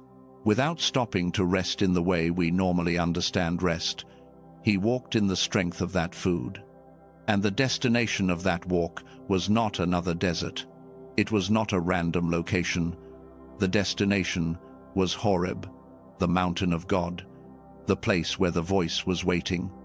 Think about that for a second. The exhaustion under the juniper tree was not the end of the prophet's journey. It was the midpoint. There was still a 40-day walk ahead of him. But the food he was given in the weakest moment of his life was enough to carry him all the way to the place where he was supposed to be. Chosen one, here is what I want you to hear. The season you have been in was not a detour. It was the 40-day walk. The exhaustion was not the failure. The exhaustion was the proof that you were eating the bread heaven was giving you in secret, and walking a distance most people never could have walked, toward a mountain you could not yet see. The delay was the walk. You were not behind. You were arriving by a different road than you expected. A longer road, yes. A harder road, yes. But a road that was taking you to a mountain most people will never even approach, because they do not have the hunger for that kind of walking. The developmental thing happening in you during the 40 days you did not know were the 40 days was the building of the stamina required to stand in front of the voice at the top of the mountain and not collapse. You were being built for the voice. And when Elijah arrived at the mountain, do you remember what he heard? Not a great wind, not an earthquake, not a fire, a still, small voice. The voice that had been leading him the whole time, that had been with him under the juniper tree, that had sent the angel with the bread, that had walked beside him through 40 days of desert, did not meet him in a spectacle. It met him in a quiet so soft that if Elijah had not been trained by the walk to recognize it, he would have missed it. The same kind of recognition you are learning tonight, Elijah had to learn on that mountain. You are being trained in the same way, by the same walk, for the same kind of voice. Hold that. We will come back to it in a little while. Now, I want to take you gently to the last part of this segment. You understand now that you are close. You understand that you are inside the kairos. You understand that the delay was development. You understand the three faces of finish line fear, and you can name them when they rise. And still, at this point in the journey, there is one thing that stands between you and the door you have already arrived at. One thing. Not your courage, not your circumstances, not your past, not the people who did not believe in you, not the opportunities that did not come through, not the timing that felt wrong, not the resources you did not have. One thing, and it is going to surprise you when I name it. I am not going to name it in this segment, because this is not the moment for it. This is the moment for you to sit with the question. The question is this: if you could see clearly, without fear and without self-deception, what is the one thing still standing between you and the life you know you were made for? Let that question travel through you. Do not force an answer. Let the answer come on its own. It may be nothing you have thought of before. It may be something you have been avoiding naming for years. It may be something embarrassingly simple. It may be something profoundly hidden. Whatever it is about to be revealed in the next segment, and once you have seen it clearly, it will lose most of its power over you. You are almost there, chosen one, closer than you have ever been in your life, closer than I can fully communicate to you. And what comes next is going to take you the last 3 inches. Before we go there, I want to pause for a moment and do something small. If what I have said in the last few minutes has named something that no one has ever named for you, and if you are willing to let that naming count for something, there is a small gesture I want to offer you. Not for me, for the next person, because if this has found you at your finish line, it is also going to find someone else at theirs, and the next person is often pointed toward a message like this by the people who were quietly moved by it first. A soft press of your heart button is the kind of signal that tells the unseen pathways of connection to show this to someone else who is under their juniper tree tonight. You do not have to. Do it only if something in you wants to. Now, let me tell you what is about to happen. In the next segment, I am going to name the one thing that still stands between you and the door, and I am going to do it in a way that will feel, at first, like a surprise. You are going to think, that cannot be it. That is too simple. That is too small. I have been struggling with something bigger than that. Let the surprise in. Because the truth, when you are 3 inches from a threshold, is almost always smaller than you expected. The enemy at the gate of a chosen one's destiny is almost never the thing you thought it was. It is something much more ordinary, much more intimate, much more inside you than outside of you. I am going to tell you what it is, and once I do, something in you is going to relax in a way that has not relaxed in years. Because naming the actual obstacle removes the weight of the imagined obstacles, and you will realize you have been carrying 5 versions of the problem when there was only one the entire time. Before we go there, one last breath with me. In and out. What I am about to say is not going to be loud. It is not going to be dramatic. It is going to be the small, still voice your ears have been trained to receive. Walk with me. Walk with me. We are at the center of this message now, the middle, the place where everything turns. Before I name the one thing that stands between you and the door, I need to prepare you for something. Because what I am about to say is going to feel, at first, like a betrayal of everything I have been building toward. You have been preparing yourself, for the last hour, to hear the obstacle named. You have been picturing it in your mind as something large, something dramatic, something worthy of the weight you have been carrying. You have been thinking, when he finally names it, it will be the fear, it will be the wound, it will be the unhealed thing from my childhood, it will be the voice of the person who told me I could not do it. It will be the pattern I keep repeating. It will be the limitation I have not been able to break. You have been building it up in your mind as a thing big enough to justify how long you have been stuck. I am going to tell you right now that nothing I say next is going to match what you have been imagining. The thing that stands between you and the door is smaller than you have made it, much smaller.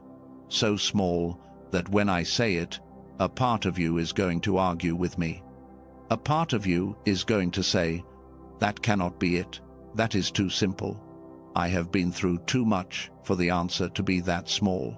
Let that part of you speak, and then let it get quiet.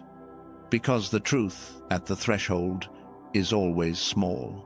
The enemy at the gate of the chosen one's life is never as dramatic as you expected. It is almost always one thin, quiet, nearly invisible thing that has been running the whole operation from behind a curtain. I am about to pull back the curtain. Do not flinch. The one thing that stands between you and the door you have already arrived at is this. You refuse to admit that you are already here. That is it. That is the whole thing. Read it again in your mind, slowly. You refuse to admit that you are already here. Not that you are on the way. Not that you are getting close. Not that you are preparing. Not that you are almost. You refuse to admit that you are already in the thing you have been praying for. You are standing in the middle of the answered prayer and calling it a waiting room. You have been treating your current life as a holding pattern, as a preparation for what is coming, as a rehearsal for the real performance. You have been living, for years, in the posture of someone who is about to arrive, and, because you have been living in that posture, you have not been living in the thing. You have been in the kairos, but reading it as chronos. You have been in the door, but calling it the hallway. You have been the one chosen, but calling yourself the one who is being prepared to be chosen. You have been loved, but calling yourself the one who is working to be worthy of love. You have been the finished work of something heaven has been building for a very long time, but calling yourself the draft. The one thing that stands between you and the door is the refusal to call what you are already standing in by its true name. Do you feel that landing? I know it is hitting something. I am not going to rush past this moment. Stay with me here, because this is the whole thing. This is the deepest reason heaven is grieving tonight. This is the third layer, the one I almost did not put into this recording. Heaven is crying because you are standing in the life you have been begging for, and you cannot see it because you keep scanning the horizon. The door is not ahead of you. The door is not in your future. The door is the very room you are currently calling your waiting room, and every day you spend treating it as the waiting room is a day you are refusing to step into what you are already in. The miss is not future, chosen one. The miss is present. You are missing your calling by not recognizing that you are already in it. Take a breath. I want to say this gently now, because the first wave of this truth is hard, and I do not want to leave you under the weight of it. There is a tenderness to what comes next. You were never going to miss your calling by some dramatic failure. You were always going to be at risk of missing it by not noticing when you entered it, because the entrance into your calling does not look like a gate with trumpets. The entrance into your calling looks exactly like your current life with a quieter mind. Your calling is not on the other side of this season. Your calling is happening through this season. Your calling has been happening all along, in the conversations you have already had, in the people you have already loved, in the work you have already done, in the pain you have already walked through. Your calling is not the trophy at the end. Your calling is the walking itself, and if you can see that, suddenly everything around you becomes holy. The meal you will eat tonight is part of your calling. The person you will text tomorrow is part of your calling. The small decision you will make this week about how to spend a Tuesday afternoon is part of your calling. The body you are carrying, the breath you are breathing, the hands that are receiving these words, are not the instruments of a future calling. They are the calling, right now, as it is actually being lived. I want to bring the door back into the room, because I told you earlier that we would return to it, and now is the moment. Do you remember the hallway I described to you in the first segment? The long hallway you have been walking for years, with the door at the end. You pictured it as something ahead of you, something you were walking toward, a destination. I want you to let that image die for a moment, because here is the truth about the door. The door is not at the end of the hallway. The door is inside you.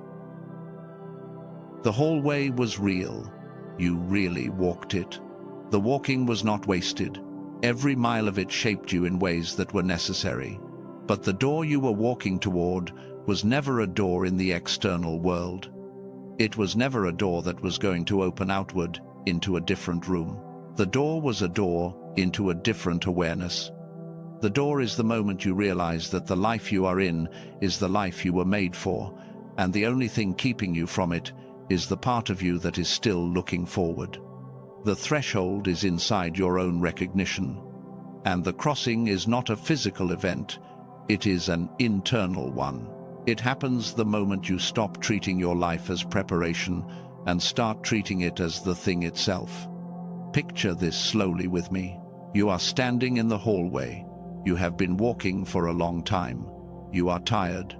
And at the end of the hallway, you have always imagined there is a door that will open onto a new room. A better room. A room where the calling will finally start. A room where the real life will begin.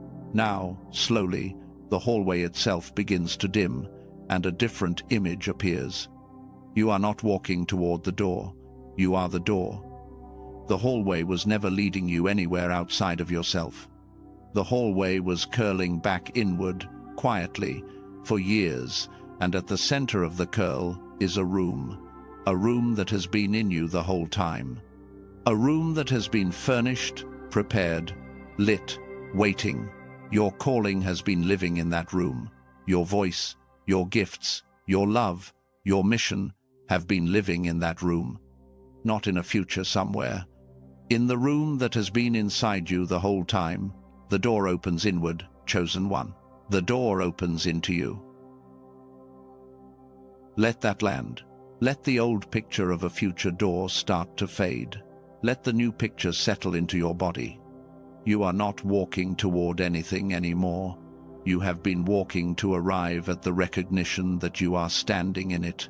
The walking was never wasted. The walking was the path that taught you the shape of the thing you were walking toward, so that when you arrived inside yourself, you would know what you were looking at. This is why the door is quiet. This is why the door does not announce itself. This is why the door cannot be seen from the outside. The door is inward. The door is now. The door is the exact moment you stop waiting and start being. I want to give you several sentences now. They are a kind of rewriting of your life, sentence by sentence. I am going to say them slowly. I want you to feel each one land before the next one comes. Do not take notes. Do not try to remember them. Just let them move through you like water moves through a body. You have been reading your story as delay. It was arrival. You have been reading your story as rejection. It was invitation. You have been reading your story as abandonment. It was apprenticeship. You have been reading your story as failure. It was formation. You have been reading your story as not yet. It was now. You have been reading your story as someday. It was today. You have been reading your story as the waiting room. It was the room. You have been reading your story as the hallway. It was the door. You have been reading your story as almost. It was already. Breathe. I know. I know what is happening inside you right now. I know that something that has been holding itself tightly for a very long time is starting to release. I know that a part of you that has been performing a waiting for years is starting to put the performance down. I know that the version of you that has been scanning the horizon for a future arrival is quietly turning around for the first time and seeing that the room you have been in is the room you were looking for. This is the twist. This is the thing the whole message has been building toward. This is the reason these words have been in front of you tonight. You have arrived. You are already here. You are already what you were walking toward. And the only thing that was keeping you from seeing it was the story you had been telling yourself about what arriving was going to look like. The arriving does not look like anything. It does not feel dramatic. It does not come with a trumpet or a crowd. The arriving is the quiet moment when you stop telling yourself you have not arrived. This is that moment, chosen one. If you want it to be. Before we continue, I want you to mark this moment somehow, not with an elaborate ritual, just with one word, inside yourself, or out loud if you are alone, or typed quietly into the comments where other chosen ones who have also just crossed can see it and know they are not the only ones who reached this place tonight. The word is here. Not there, not almost, not soon, not getting close, just here. If the twist has landed for you, type the word here in the comments, just that word. No explanation. Your spirit will know why.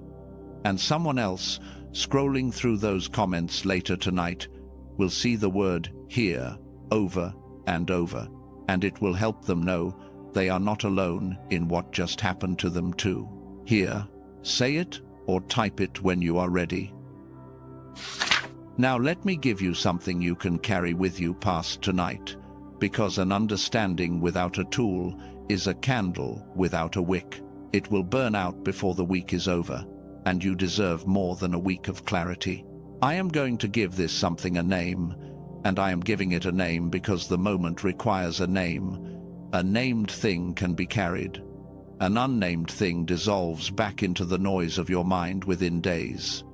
I am calling this the threshold protocol. I am going to tell you now only what it is and what it does.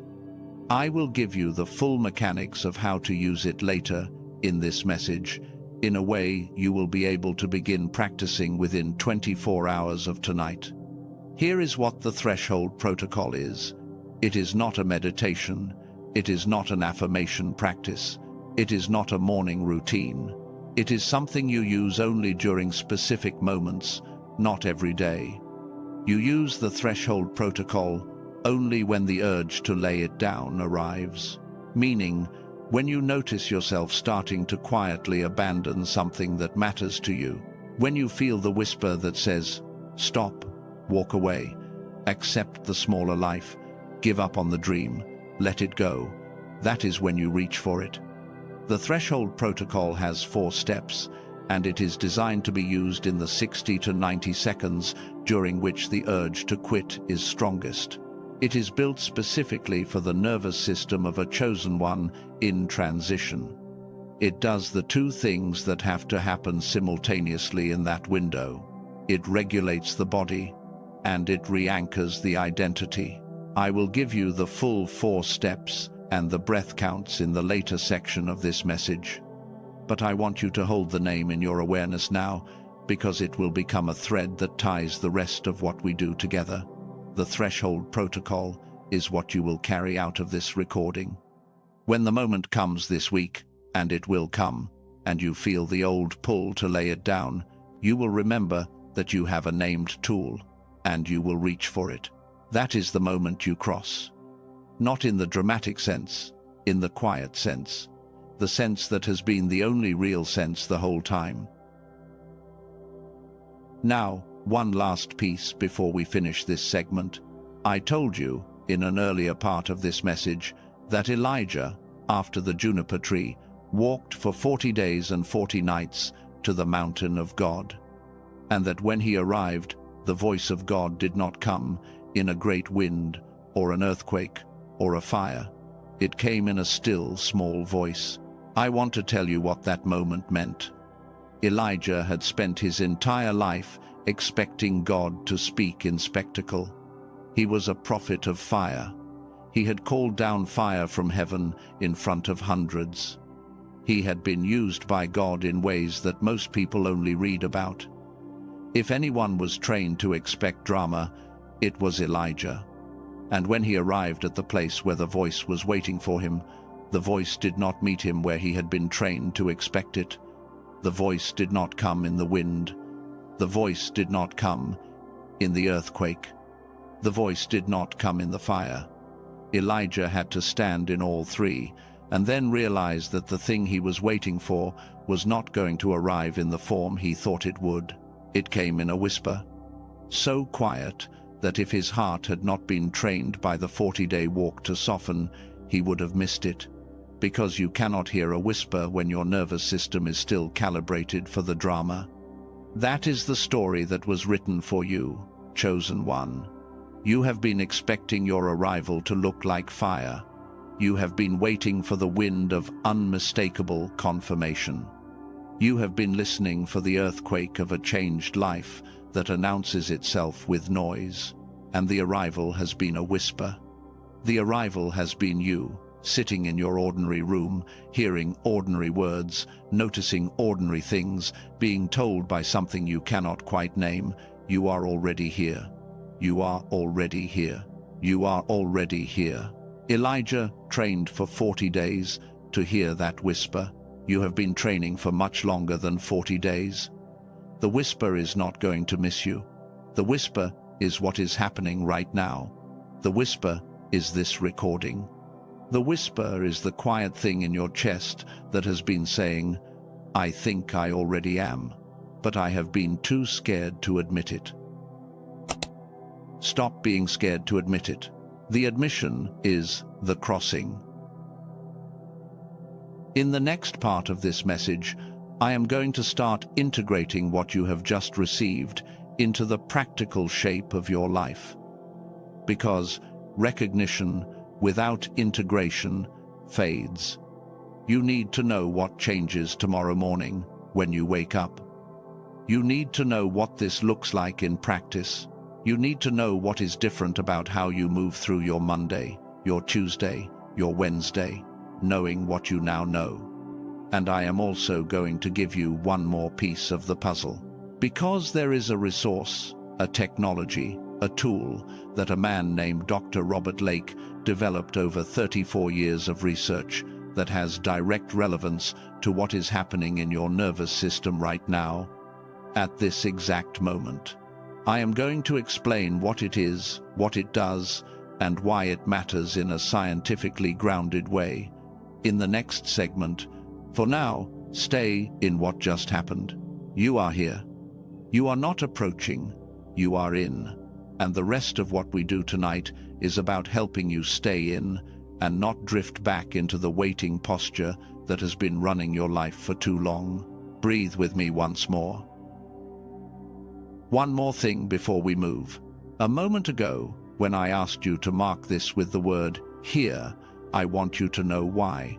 Because the part of us that has been scanning the horizon for years does not easily let go of the scanning. It wants to slip back into the old pattern within minutes of a recognition.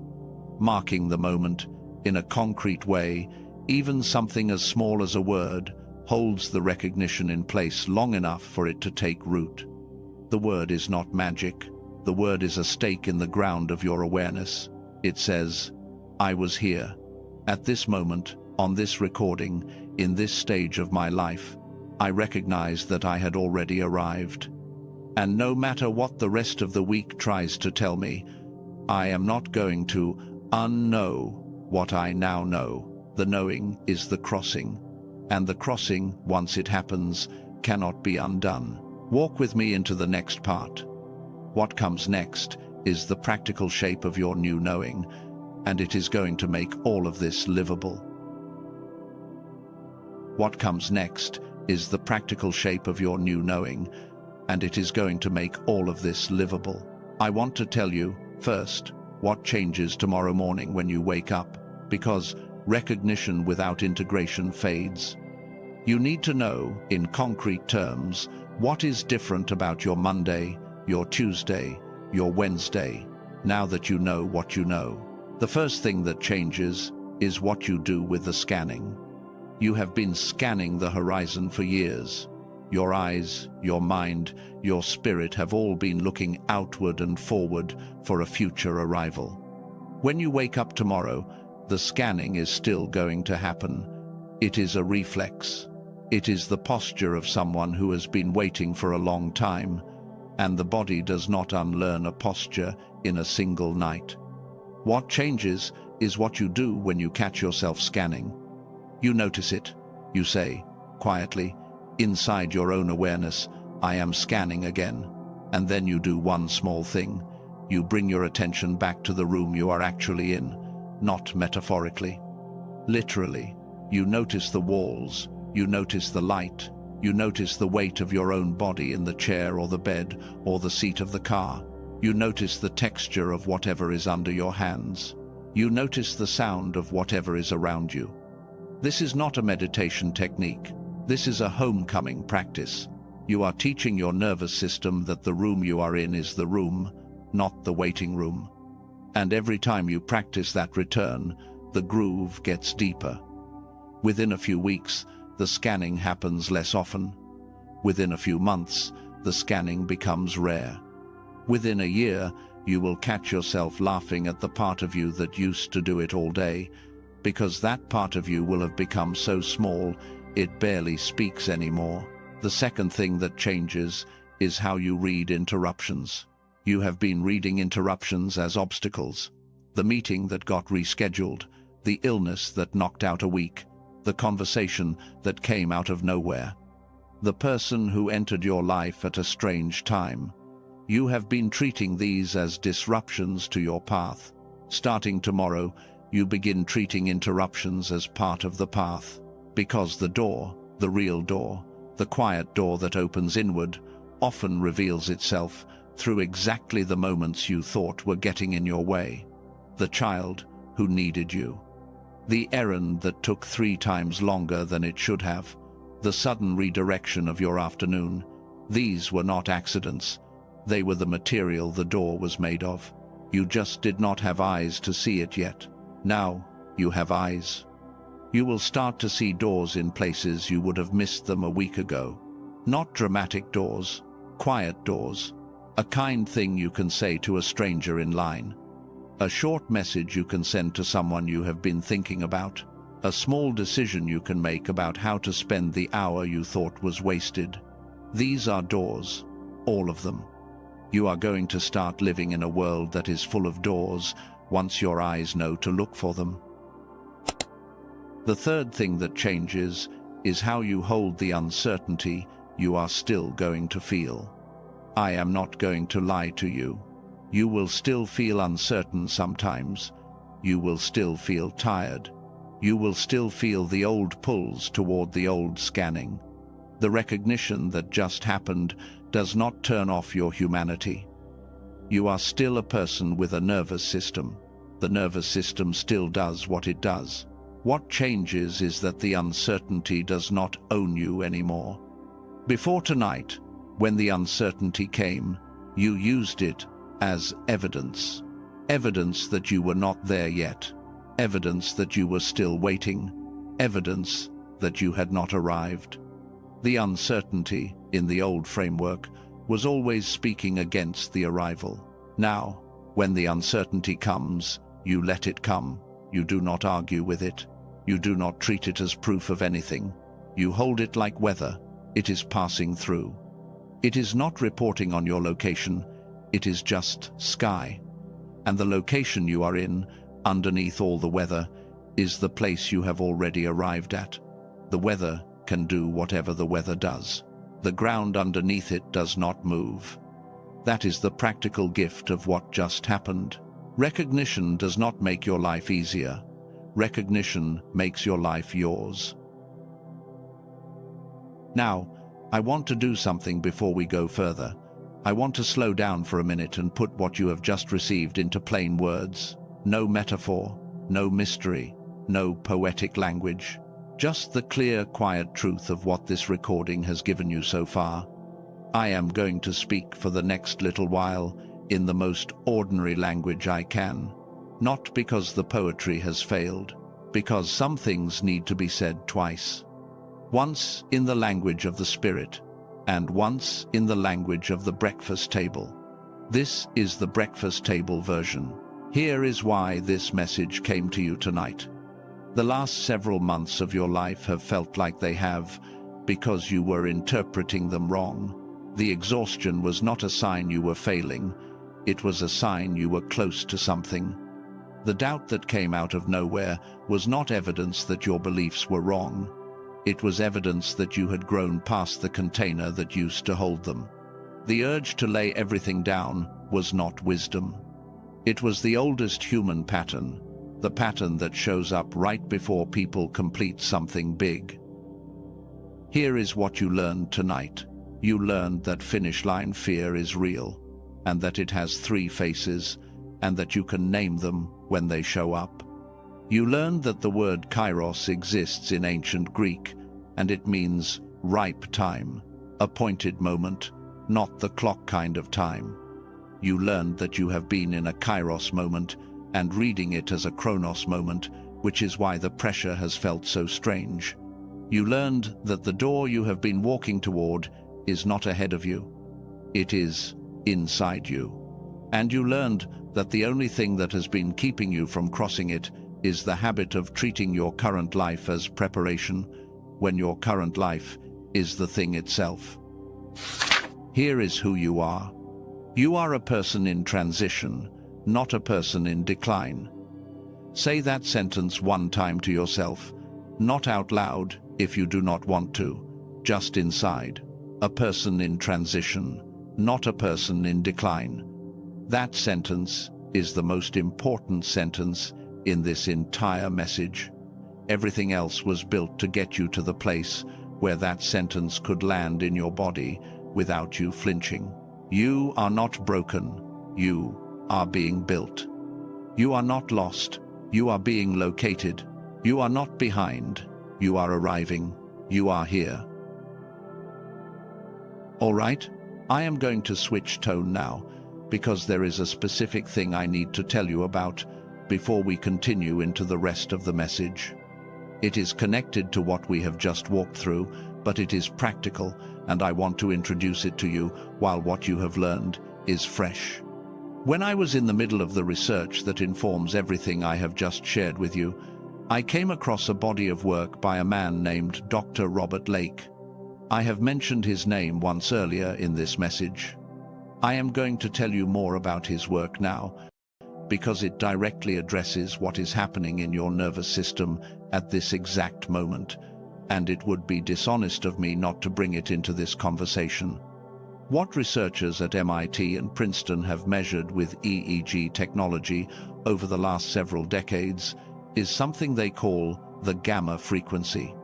Gamma is the brainwave pattern that activates when a person experiences what the researchers call a recognition event, a moment when something that was previously hidden becomes visible, a moment when a pattern suddenly clicks into place, a moment when the brain reorganizes itself around a new understanding. Dr. Lake spent 34 years studying this specific frequency. 18,366 people have been measured in his studies. And what he found, consistent across those measurements, is that the gamma frequency goes dormant in most adults by their mid-20s. The brain that is designed for recognition events stops producing the frequency at the levels it was designed to produce. In his earlier work, he called this the youthful brain phenomenon. That is the phrase I mentioned at the beginning of this recording. The youthful brain is the brain that still produces gamma at natural levels. The adult brain, in most people, loses access to that frequency, not because it disappears, but because it goes quiet under years of survival mode, stress, and repeated disappointment. You were not born ordinary, chosen one. And the gamma frequency is the reason your nervous system is different from most people you know.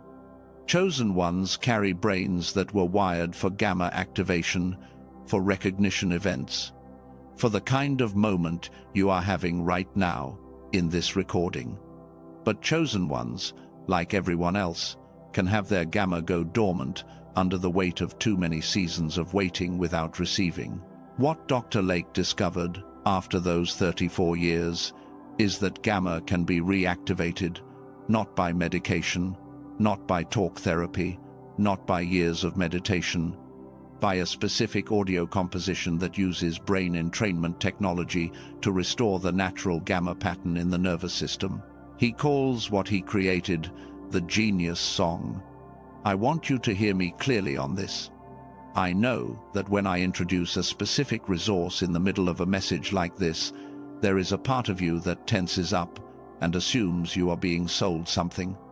That tension is not unreasonable. You have been sold a lot of things by a lot of voices that did not have your best interest at heart. I am going to say this plainly and then move on. I am not asking you to buy anything tonight. I am telling you that this specific thing exists. It addresses the specific neurobiological reality of what we have been talking about, and if it speaks to your spirit, the link is in the description and pinned comment. If it does not, that is completely fine. You have already received most of what this recording was built to give you. What comes next is optional. Some of you are thinking, I have tried things like this before and nothing worked. I understand that thought, and I want to honor it by separating what this is from what it might sound like. Meditation, yoga, healing sounds, traditional relaxation, audio. These things ask your brain to change itself from the inside out, which is slow, uncertain, and requires discipline most people do not have during a season of exhaustion. Brain entrainment operates by a different mechanism entirely. The audio itself creates the frequency, and your brain synchronizes with it from the outside in. It is not faster because it is magic. It is faster because the principle of operation is fundamentally different. It is the difference between trying to swim upstream and being carried by the current. Some of you are thinking, this sounds too good to be true. That thought is the mark of someone intelligent who has been disappointed. Honor it. But this is not a sales claim. It is measured outcomes from EEG studies in peer-reviewed laboratory settings at MIT and Princeton. It is not asking you to believe anything. It is asking you to look at data. And some of you are thinking, I do not have a lot of financial room right now, and $39 is not a small decision for me. I want to say, before anything else, that I hear you. I would never disrespect your situation by pretending that $39 is nothing. For many of the people listening tonight, $39 is a real decision that requires thought. I honor that completely. Let me simply tell you what you need to know to make that decision well. The standard baseline for something like this, if you look at what comparable tools cost in the market, would be closer to $49. Biofeedback sessions with a trained practitioner cost $300 an hour. Home EEG equipment costs $7,000. Meditation courses and apps cost $100 to $200 a month. The reason the Genius Song is priced at $39 is because Dr. Lake made a deliberate choice to create an accessible entry point for people who would otherwise never have access to this kind of technology. It is not priced that way because it is a lesser thing. It is priced that way because he wanted it to be reachable. If you break it down by day, $39 over a year of use comes out to about 10 cents a day. And because he stands behind the research, there is a 60-day full refund guarantee, 100% of your money back if it does not do what the research says it does. You also keep the 4 bonus materials that come with it, worth about $80 on their own, regardless of whether you refund, which means the financial risk of trying this is, in real terms, 0. The only thing you risk is finding out whether it works for you. Phase 1 is $39. Later phases of Dr. Lake's broader system are priced differently because they use different technologies, not because they are held in a hierarchy of importance. Each phase deserves to be evaluated on its own terms when you arrive at it, not preempted by a decision you make tonight. You are not locking into anything by saying yes to this first step. Now, before I give you the link, I need to say one thing to you about the current moment, and then one thing about protecting yourself if you do decide to look into this. Here is the thing about the current moment. Every day that gamma stays dormant in your nervous system is a day the recognition you just had tonight has to fight uphill against a body that is still calibrated for survival mode. The recognition will last longer if the underlying frequency is supported. The version of you who is already standing on the other side of the threshold, the version who has crossed fully, is watching this moment in your life and waiting for your decision, not with judgment, but with patience. The decision does not need to be perfect. It just needs to be honest to where your spirit is.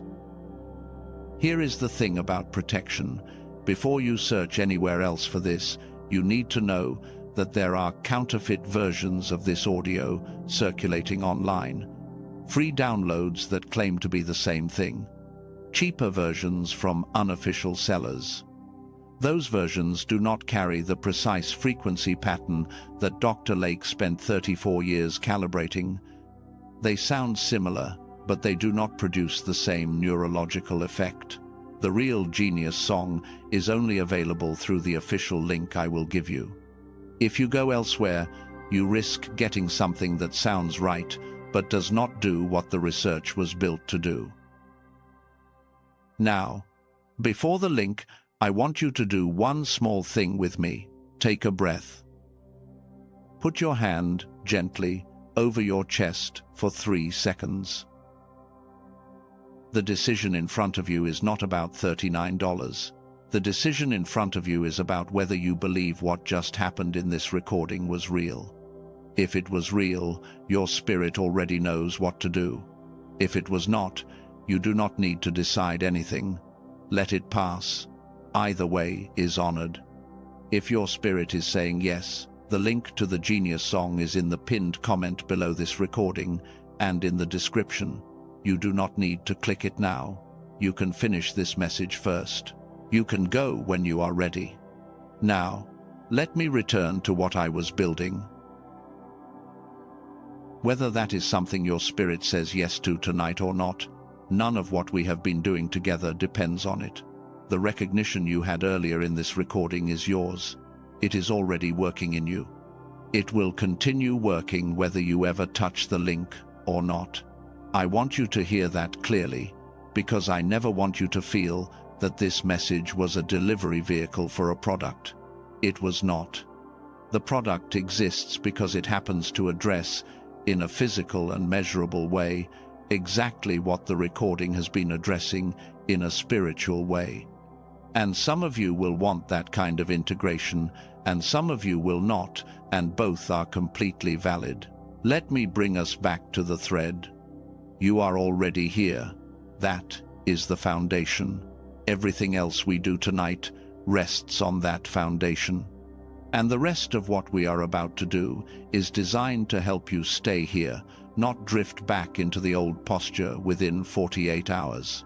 Because that is the real risk now, chosen one. Not that you did not hear the truth. You heard it. The real risk is that between tonight and next Tuesday, some version of the old pattern is going to try to reinstall itself. Something is going to try to talk you back into scanning the horizon. Something is going to try to convince you that what happened tonight was a mood, a feeling, a moment of clarity that will fade. We have to protect what just happened. We have to give your nervous system specific tools to return to the recognition when it starts to drift.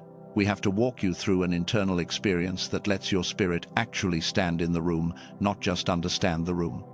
And we have to speak something over you at the end, a declaration that seals the recognition in a way that cannot be talked out of you by the noise of the week ahead. That is what the rest of this message is for. There is something I was waiting to give you, and this is the right time. I told you earlier that I would deliver something I called the Threshold Protocol in full. I gave you its name and what it does. Now I need to give it to you completely, because you are going to need it this week. Not in a theoretical sense, in a practical sense. Something is going to try to pull you back into the old scanning posture within the next few days, and when it does, you need a tool in your hand that is sharper than the pull. That is the next section. Stay with me, and after the tool, I am going to walk you through an internal experience that will let your spirit actually stand inside the room you have been looking for. Not as a concept, as an experience. Your body will feel it. Your mind will see it. You will cross the threshold inside yourself, and once you have done it once, you will know the shape of it, and you will be able to return to it any time you want. And after that, I am going to speak something over you that will seal all of this, so that when the noise of life returns, you will still know what you know tonight. Walk with me into the next part. Walk with me into the next part. I want to give you the Threshold Protocol in full now, because you are going to need it this week, not in a theoretical sense, but in a practical one. Something is going to try to pull you back into the old scanning posture within the next few days, and when it does, the only thing that is going to hold you is a tool that is sharper than the pull. The Threshold Protocol is a 4-step practice. It is designed specifically for the 60 to 90-second window when the urge to lay something down arrives in you. It is not a daily meditation. It is not a morning routine. You do not use it every day.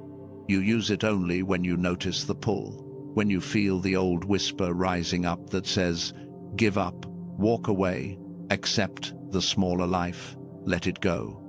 That is when you reach for it. Here is why it works, before I give you the steps.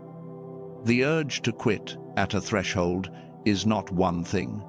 It is 2 things happening at the same time. Your nervous system is spiking, and your identity is destabilizing. Most tools you have tried address one or the other. They calm the body, but leave the identity shaking. Or they affirm the identity, but leave the body in chaos. Neither one holds you. The Threshold Protocol does both simultaneously, in a single practice, inside the narrow window you have before the quit becomes a decision. Here are the 4 steps. The first step is the 4-count inhale. You breathe in through your nose, slowly, for a count of 4. Not rushed, not shallow. A full, unhurried intake of air. The count of 4 is not arbitrary. It is the count that signals to your parasympathetic nervous system to begin shifting out of fight or flight. If you breathe faster, your body stays in the spike. If you breathe slower at this stage, you miss the window. 4. That is the exact number. The second step is the 7-count hold, with an anchor phrase spoken internally. You hold the breath at the top for a count of 7, and while you hold, inside your mind, you say one sentence. The sentence is this: I am in transition, not in decline. You say it once, slowly, across the 7-count. That is the anchor. The breath hold and the phrase happen together, because the body and the identity have to be restabilized at the exact same moment. And the phrase is, what holds yourself together, while the breath holds your biology together. The third step is the 8-count exhale, with a release phrase. You breathe out through your mouth very slowly for a count of 8. Long exhales are what actually pull the nervous system back into ground. 8 is longer than the inhale on purpose, because you are not just balancing, you are settling. And while you exhale, again inside your mind, you say another sentence. The sentence is this: I am not laying this down, You say it across the 8 count, slowly, with the breath. The release phrase goes with the release of the breath. The body lets go of tension. The identity lets go of the quit. The 4th step is what most people skip, but it is the one that seals the protocol. After the exhale, you sit in stillness for about 10 seconds before you do anything else. Not longer, not shorter. You do not move. You do not check your phone. You do not make a decision. You just sit with what just happened, because the regulation and the re-anchoring need a few seconds to stabilize inside you before you re-enter whatever situation was pulling the quit out of you. If you skip this step, the protocol works for about 30 seconds, and then the pull comes back. If you include it, the protocol holds you for the rest of the day. That is the threshold protocol. 4 steps, 4 count inhale, 7 count hold with the anchor phrase, I am in transition, not in decline. 8 count exhale with the release phrase, I am not laying this down. 10 seconds of stillness. I want to tell you when to use it, because this matters as much as the protocol itself. You use it only in the 60 to 90-second window when the urge to quit arrives, not for general anxiety, not for regular stress, not as a morning practice. This tool is specifically designed for finish line fear moments, the urge to walk away from the dream, the urge to abandon the relationship, the urge to delete the project, the urge to say nothing when something needs to be said. That is when this protocol is for. If you use it for everything, it loses its specificity and becomes just another breathing exercise. Save it for the moment it was built for. You will know the moment. You have been living inside it for months. When it rises again this week, you will feel the familiar pull, and this time, instead of following it, you will reach for the 4-step practice, and you will walk through it once, and something that would have cost you a week of progress will pass through you in 90 seconds. Practice it once right now, while the instructions are fresh. Breathe in through your nose for 4, hold for 7, with the anchor phrase, I am in transition, not in decline. Breathe out through your mouth for 8, with the release phrase, I am not laying this down. Sit in stillness for 10 seconds. That is the tool. That is the thing I promised you at the very beginning of this message, when I told you 3 things you would leave with: understanding, a specific tool, and a ceiling. The understanding was delivered in the twist. The tool was just delivered in the last few minutes. The ceiling is coming at the end of this message, which means 2 of the 3 promises are now in your hands. I want to give you one more small practice before we move into the heart of what comes next. A smaller thing, a weekly thing. It is the full version of what I mentioned earlier, the almost audit. The almost audit is a 10-minute weekly reflection. You do it once a week at a quiet moment, without notifications, without urgency. You can do it mentally while you are lying in bed before sleep on a Sunday. You can do it while you are sitting in a parked car. You can do it while you are waiting somewhere. It does not require paper. It does not require a special setting.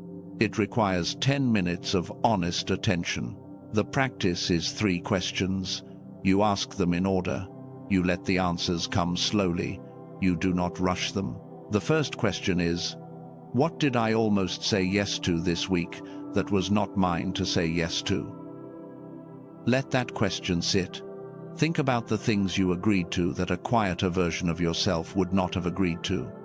The social event you went to out of obligation. The task you took on because you could not say no. The conversation you allowed to continue when something in you wanted to end it. Those things. The almost yeses that you wish you had said no to. The second question is, what did I almost lay down this week that was mine to keep? Think about the dreams you quietly set down, even briefly. The practice you skipped for 3 days in a row.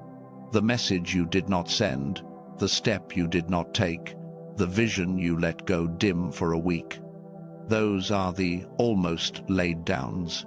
The things you were close to giving up on, even if you did not officially give up. The third question is, what almost moment, from this week or before, do I want to revisit?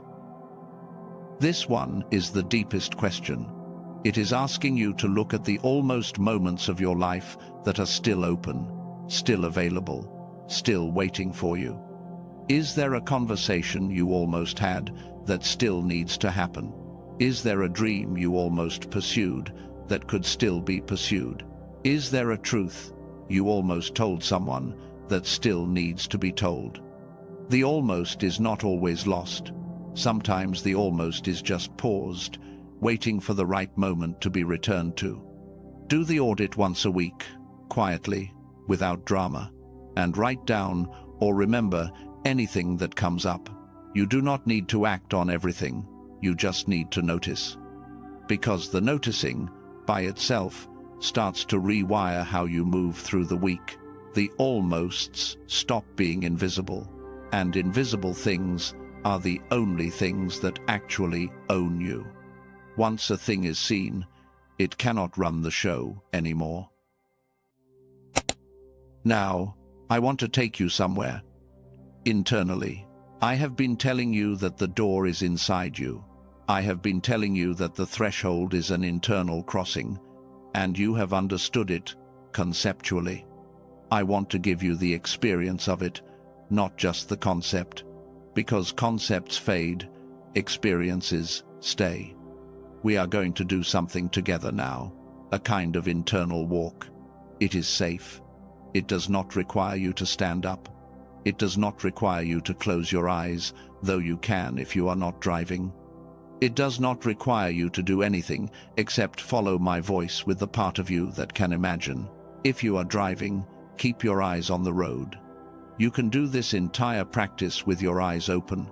The walk is happening inside you, not in the visual field. Take one breath to prepare. In through your nose, out through your mouth. I want you to imagine, inside your mind, that you are standing in a long hallway. The hallway is the same one we talked about at the beginning of this recording. The hallway you have been walking for a long time. Make it look however it looks to your imagination. Some people see a stone hallway, some see a wooden one, some see something that looks like a corridor in a place they remember from their childhood. Whatever appears, let it appear. Do not force the image, receive it. You are standing in this hallway now. Feel your feet on whatever the floor is. Feel the quiet of the space around you. Notice the light, whether it is dim or soft or filtered through something. Notice the air, whether it is cool or warm. The hallway extends behind you into all the years you have walked. Do not look back yet. Feel it behind you. The weight of the miles, the seasons you walked through, the breakdowns, the breakthroughs, the silences, the prayers, they are all behind you. You are not going to revisit them. You are just going to feel that they are there. Now look forward. Where you thought the door was going to be, you see something different now. You see the hallway continuing, but the end of it is soft. It fades into a kind of light that is not bright, but is full, warm. Present. The end of the hallway is not a wall with a door on it. The end of the hallway is something that opens. You begin to walk forward, not far, just a few steps. Feel yourself walking. Feel the weight of your own body moving through the space. As you walk, something begins to happen that you did not expect. The hallway starts to curl, not in a sharp turn, gently. The walls begin to bend inward, and the direction you are walking starts to curve back toward you. Not in a frightening way, in a beautiful way, like the hallway was always going to bring you back to where you came from. And as the hallway curls, you realize that the door you have been walking toward is not at the end of the hallway. The door is you. You stop walking, you stand still, and you feel, for the first time, that the hallway is not leading you to a destination. The hallway is leading you inward. Every step you have taken has been a step closer to the center of your own awareness. The whole journey was always a spiral, not a line. At the center of the spiral, where you are standing now, there is a room. The room is small or large, whatever it needs to be. It is lit, it is warm. It has in it exactly what you have always wanted to feel surrounded by. Some of you see a quiet space with soft chairs. Some of you see a wide open space with sky above. Some of you see something that looks like a chapel or a garden or a library or a field. Let the room appear however it appears. Do not force it. Receive it. You step into the room. And immediately, you notice something. The room already has your scent in it. The room already knows you. The room has been here, waiting, the entire time. This is not a new place. This is a place you have been coming home to, without knowing it, every night of your life, every time you dreamed, every time you prayed, every time you paused long enough to listen to what was inside you. The room is who you are, chosen one.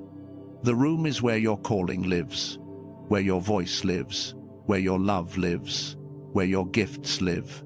Everything you thought you had to go find outside of you has been waiting here, inside this room, the entire time. Stand in the room for a few seconds. Notice that you do not have to do anything to be allowed in. You are not being tested here. You are not being judged. You belong here. You have always belonged here. The journey through the hallway was not about earning the right to stand in this room. The journey was about becoming able to see that the room was in you. Now, in this room, I want you to listen, not with your ears, with the deep listening that lives underneath your ears. There is a voice in this room. It is not loud, it is not dramatic, it is not the voice you have been expecting. It is the still, small voice that Elijah heard on the mountain.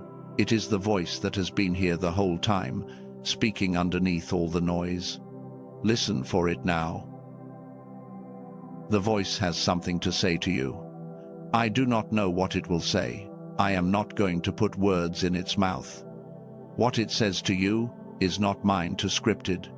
I can only tell you that if you hold still for a few seconds, the voice will speak. And what it says will be exactly what you needed to hear. Hold still. Whatever you heard, or felt, or sensed, or knew, let it land. You do not need to verify it with your mind. You do not need to prove it is real. The listening itself is the verification. If something came through, it was real. Stay in the room for a few more seconds. Feel the warmth of it. Feel the belonging of it. Feel the truth of it. This is where you live. This is not a temporary state. This is your actual home. Everything outside of this room has been a temporary assignment. This, in here, is your permanent location. And now, slowly, I want you to do something counterintuitive. I want you to bring the room back out with you. You are not leaving it behind. You are not closing a door. You are simply expanding your awareness to include the world outside the room while still being inside the room. Your ordinary life is about to re-enter your awareness. The room in you, the traffic outside, the chair you are sitting in, the house around you, the week ahead, all of it exists at the same time. You are in all of it. You are in the room, and you are in your body, and you are in your week, and you are in your life, and none of these are separate. The room comes with you.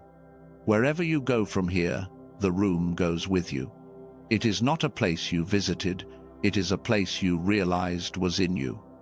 And once you have realized something is in you, it cannot leave. Open your eyes if they were closed. Adjust your focus back to the room you are actually in. Notice the light around you. Notice the weight of your body. Notice the sound of the world returning. You are here, and you are here, both at the same time. That is the crossing. You just did it. I know, it may not have felt as dramatic as you imagined a crossing would feel.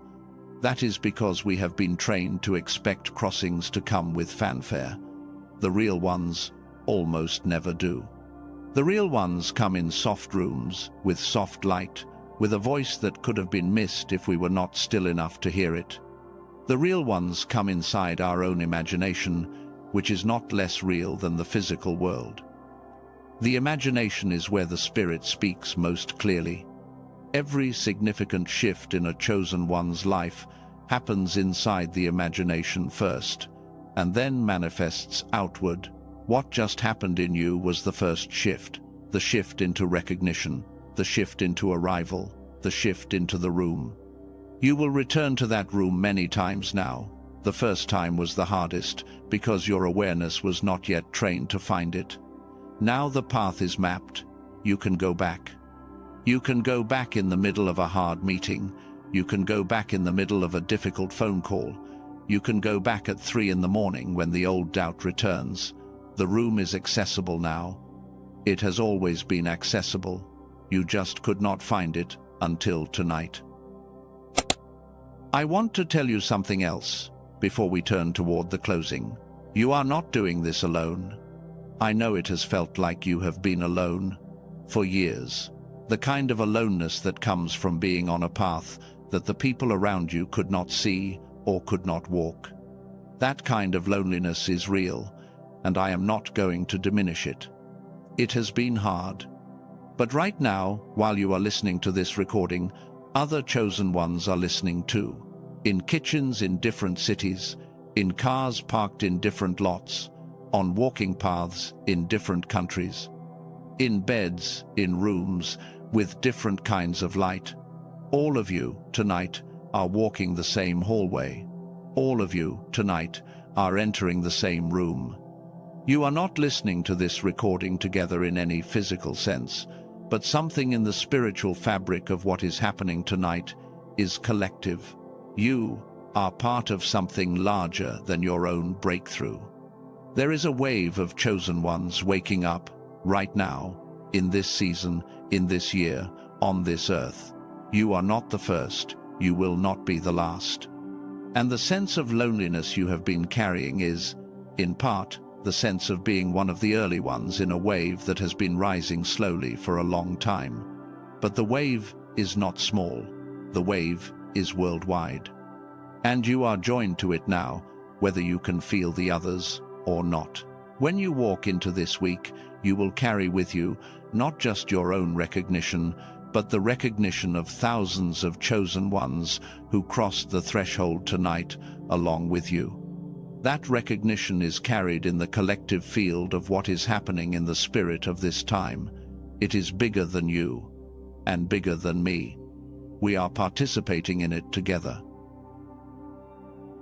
Now, I want to give you a few sentences of permission, not instructions, permission.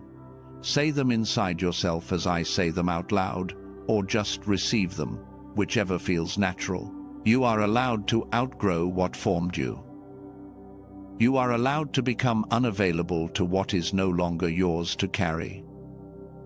You are allowed to cross the threshold without explaining it to anyone who did not walk toward it with you. You are allowed to have visions for your life that your closest people cannot understand. You are allowed to rise, quietly, without justifying the rising. You are allowed to rest when your body asks for rest, without calling it laziness. You are allowed to speak the thing that has been waiting in your throat for years. You are allowed to take the thing you laid down and pick it back up. Let the permissions settle in you. They are not new permissions. They have always been yours. They are just being spoken out loud for the first time, so that your conscious mind finally hears what your spirit has always known. We are close to the end of this recording. What comes next is different from what came before. It is not teaching, It is not tool delivery. It is not explanation. What comes next is a sealing, a speaking over you, a declaration that I promised you at the beginning of this message when I told you about the 3 things you would leave with. The third thing was a sealing. That sealing is about to happen now. I want you to prepare for it, not with effort, with attention. The sealing works by being received, not by being produced. You do not have to do anything. You only have to stay present. Take a breath with me. Adjust your posture if you need to, not to be correct, just to be comfortable. Let your shoulders come down. Let your breath settle. If you are driving, just let your grip on the wheels soften slightly. If you are lying down, let your body sink a little deeper into whatever is holding you. I am going to slow down now. The pace is going to change. The next part of this message is ceremonial. Let yourself drop into the slower rhythm. Walk with me into the closing. Walk with me into the closing. What happens now is different from what came before. I am going to speak something over you, and if you can, receive it as though it is being spoken by a voice older than mine. My voice is only the channel tonight. The words moving through me are older than I am. They have been spoken over chosen ones for a very long time, in different languages, in different ages, by different mouths. What you hear in the next few minutes is a continuation of that old speaking. Let the old speaking find you. I want to begin by witnessing something, not by thanking, not by praying in the old way, just by witnessing. I witness the walk that brought you here tonight. I witness the years of waiting that looked like nothing from the outside, but cost you everything on the inside. I witness the mornings you got up when your body did not want to get up. I witness the nights you stayed awake with questions no one around you could hear. I witness the prayers you prayed that you never heard answered in the way you expected to hear them answered. I witness the seasons you carried a heaviness that was not yours to carry alone, and the seasons you carried a calling that was too large for your life to contain, and the long, quiet middle where neither the weight nor the calling made sense, and you kept walking anyway. I witness the conversations you never got to have with the people you wanted to have them with, the closure you did not receive, the validation that never came from the places you thought it would come from, the family member who never learned to see you clearly, the friend who drifted when you needed them closest, the season when the people you thought would hold you disappeared, and you had to learn to hold yourself with hands that had not been trained for holding. I witness the almost moments. All of them. The ones you crossed, the ones you missed, the ones that are still open, still waiting, still available. None of them were wasted. Even the missed ones were teachers. The almost that cost you a year taught you the shape of almost so that you could recognize it when it returned. You are not who you were before those almosts. You are wiser. You are less easily fooled. You are not available anymore to the kinds of self-betrayal that used to cost you so much. I witness the quiet work. The work no one saw. The work you did in the dark. The work that built you into the person who could finally stand in this recording tonight and receive what you have received. None of it was invisible to the unseen. All of it was seen. All of it was honored. All of it is about to be used. I witness you, chosen one. Not the version of you that performs for the world, the real one. The one underneath the titles and the roles and the explanations. The one who has been quietly becoming, for years, into a person you did not know you were becoming. That one. Tonight, that one is being acknowledged out loud, possibly for the first time in your entire life. You are seen. You have always been seen, and the seeing has never been conditional. Now I am going to release something off of you, not with anaphora, not with a long list, with one deep statement. Release the translation of the past several months of your life as failure, because that was the wrong reading, and the weight of carrying a wrong reading for this long has cost you more than you know. And the reading is being corrected in you tonight. And everything that was attached to the wrong reading, the shame, the self-blame, the quiet grief of being a person you thought had fallen short, is loosening its grip now, leaving you, exiting through the breath you are about to take. And you do not have to hold it anymore, not for another hour, not for another minute, not for the rest of this recording. It is going. Breathe out for me now, long and slow. Let it go. Let it all go. What was yours to carry was only ever yours to carry. What was not yours is being taken off you now. You are going to notice, over the next few days, that something feels different when you wake up. Lighter, in a way that does not make sense to your mind. That is this. This release is working even now. You are not going to be the same person when this recording ends. Now, I am going to speak a declaration over you. It is not long, it is 3 sentences, and I want you to receive them one at a time. Do not rush to the next sentence. Let each one land in its own time. Breathe between them. These 3 sentences are the seal of everything that happened tonight. If you hold on to nothing else from this recording, hold on to these 3. Listen. You are in transition, not in decline. Say it inside yourself if you want to, or just hear it. A person in transition is a person who is becoming. A person in decline is a person who is ending. You are not ending, you are becoming. The evidence that looked like decline was always evidence of becoming, and now you have eyes to see it. This sentence is the first seal. It goes into the deepest part of you tonight, and it does not leave. Listen again. You are crossing the threshold, not missing it. The crossing is already underway. It began the moment you pressed play on this recording, and it continued through every minute you chose to stay, and it is completing itself in these final moments. You are not on the outside of your life looking in. You are walking through it right now. The threshold is not a point you will arrive at later. The threshold is the movement you are inside of at this exact moment.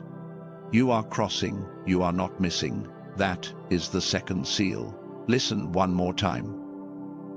You are being translated, not left behind.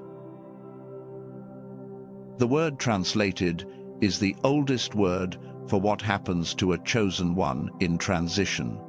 In the ancient texts, when a person was translated, they were carried from one state to another by a force older than themselves. They were not abandoned. They were not dropped. They were carried. You are being carried right now. The part of you that has felt dropped, abandoned, forgotten, has been misreading the carrying as being left. You are being translated. You were never left. That is the third seal. You are in transition, not in decline.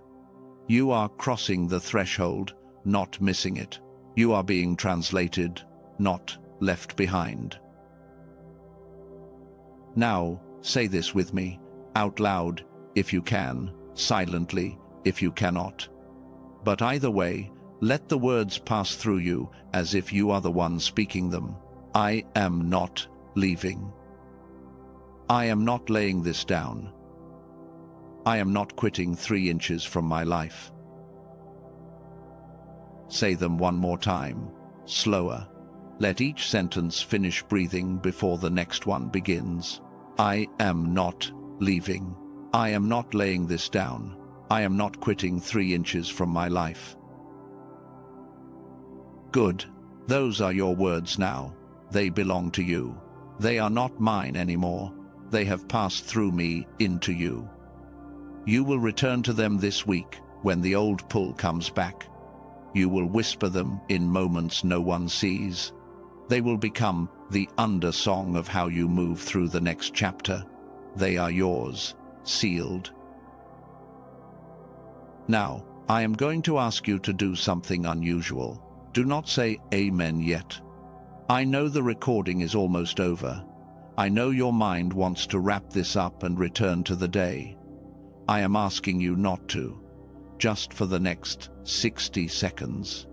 I want you to sit in the frequency of what just happened without moving, without reaching for your phone, without checking the time, without adjusting your posture. Just sit.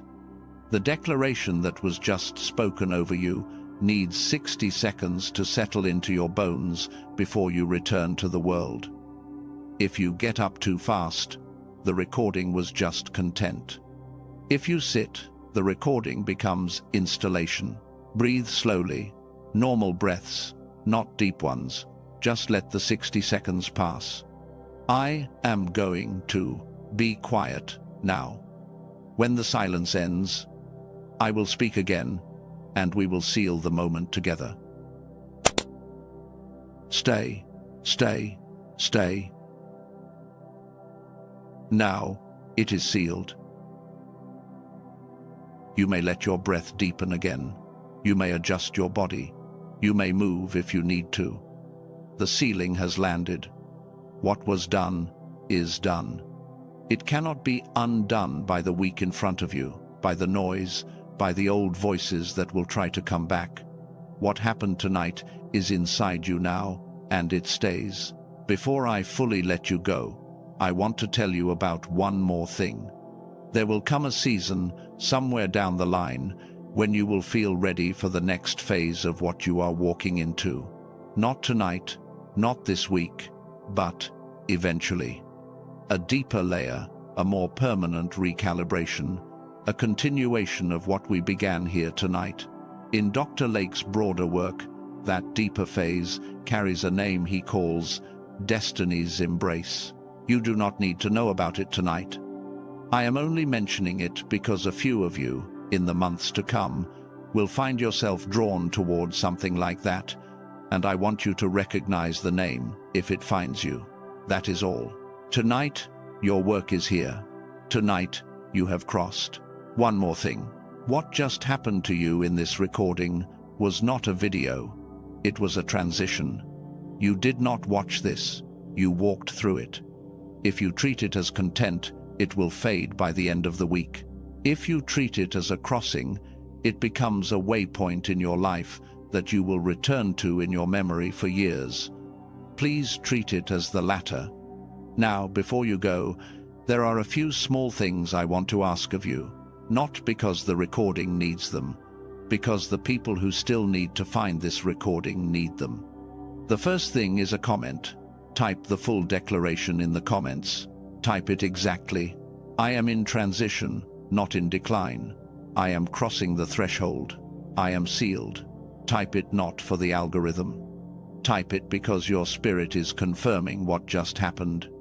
And because the next chosen one who scrolls through these comments tonight needs to see the words in someone else's voice before they can believe them in their own. Your words become the bridge for the next person. The second thing is a single gesture. If what happened in this recording found you at your exact finish line, press the heart button. Not for me.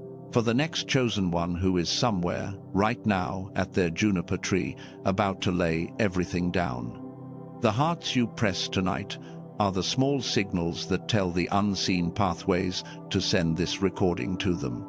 You are not liking a video. You are sending a lifeline to someone you will never meet. That matters. The third thing is the hardest, because it asks you to think of someone specific. Right now, while you were listening, someone came to mind. Not once, several times. A face, a name, a person who has been quietly on the edges of your thinking throughout this recording. I do not know who they are. You do. That person is not random. That person is the reason a specific portion of this message was placed in front of you tonight, because you are the bridge between this recording and them. You are the one who is going to make the small decision to send it or not in the next hour. I want to describe them to you. because when I do, you will know who they are. Someone who has been unusually quiet these past few weeks, someone whose recent texts have been shorter than usual, or who has been responding more slowly than they used to. Someone who has been carrying a heaviness they cannot fully explain, even to the people closest to them.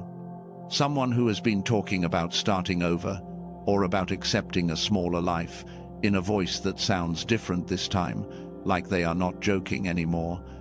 Someone who has been almost laying down something that was deeply theirs, and whose spirit is waiting for a confirmation that they did not imagine the whole thing. You know who they are. Send them this recording. Do not craft the right message. Do not explain it. Do not wait for the perfect moment. Send it exactly the way you would send them a photograph that made you think of them. Just the link, maybe one sentence. Something like, "This is for you," or "I thought of you while I listened," or just, "Here." The rest is not your job. Your job is only to let the recording reach the person you are the bridge to. Let heaven handle the timing and the words. If you do nothing else tonight, do that. And for those of you who felt your spirit lean toward what I shared about Dr. Lake's work, the gamma restoration audio that addresses in the body what we addressed in the spirit tonight, the link is in the pinned comment and in the description. There is nothing to decide now. Go when your spirit leads, not when I tell you to. What happened tonight is yours either way. Now, let me tell you the last thing. Remember the hallway I put in your mind at the beginning of this recording? The long hallway you had been walking? The door at the end. You walked it. We walked it together, and we found, at the end, that the hallway curled inward, and the door was not at the end, but inside you, and you crossed. The hallway is behind you now. The door is open. The room is in you. You are not walking anymore. You are standing in the place you have been walking toward since you were very young. Not a future place. This place. The place you are in at this exact moment, with the light around you however it looks, and the breath inside you however it is moving, and the body of yours however it feels, is the place. It was always the place. You are not almost anymore. You are not close anymore. You are here. And so, go in peace, chosen one. You are not alone. You are not almost. You have arrived. And it is sealed. And it is done. And it is yours. Forever.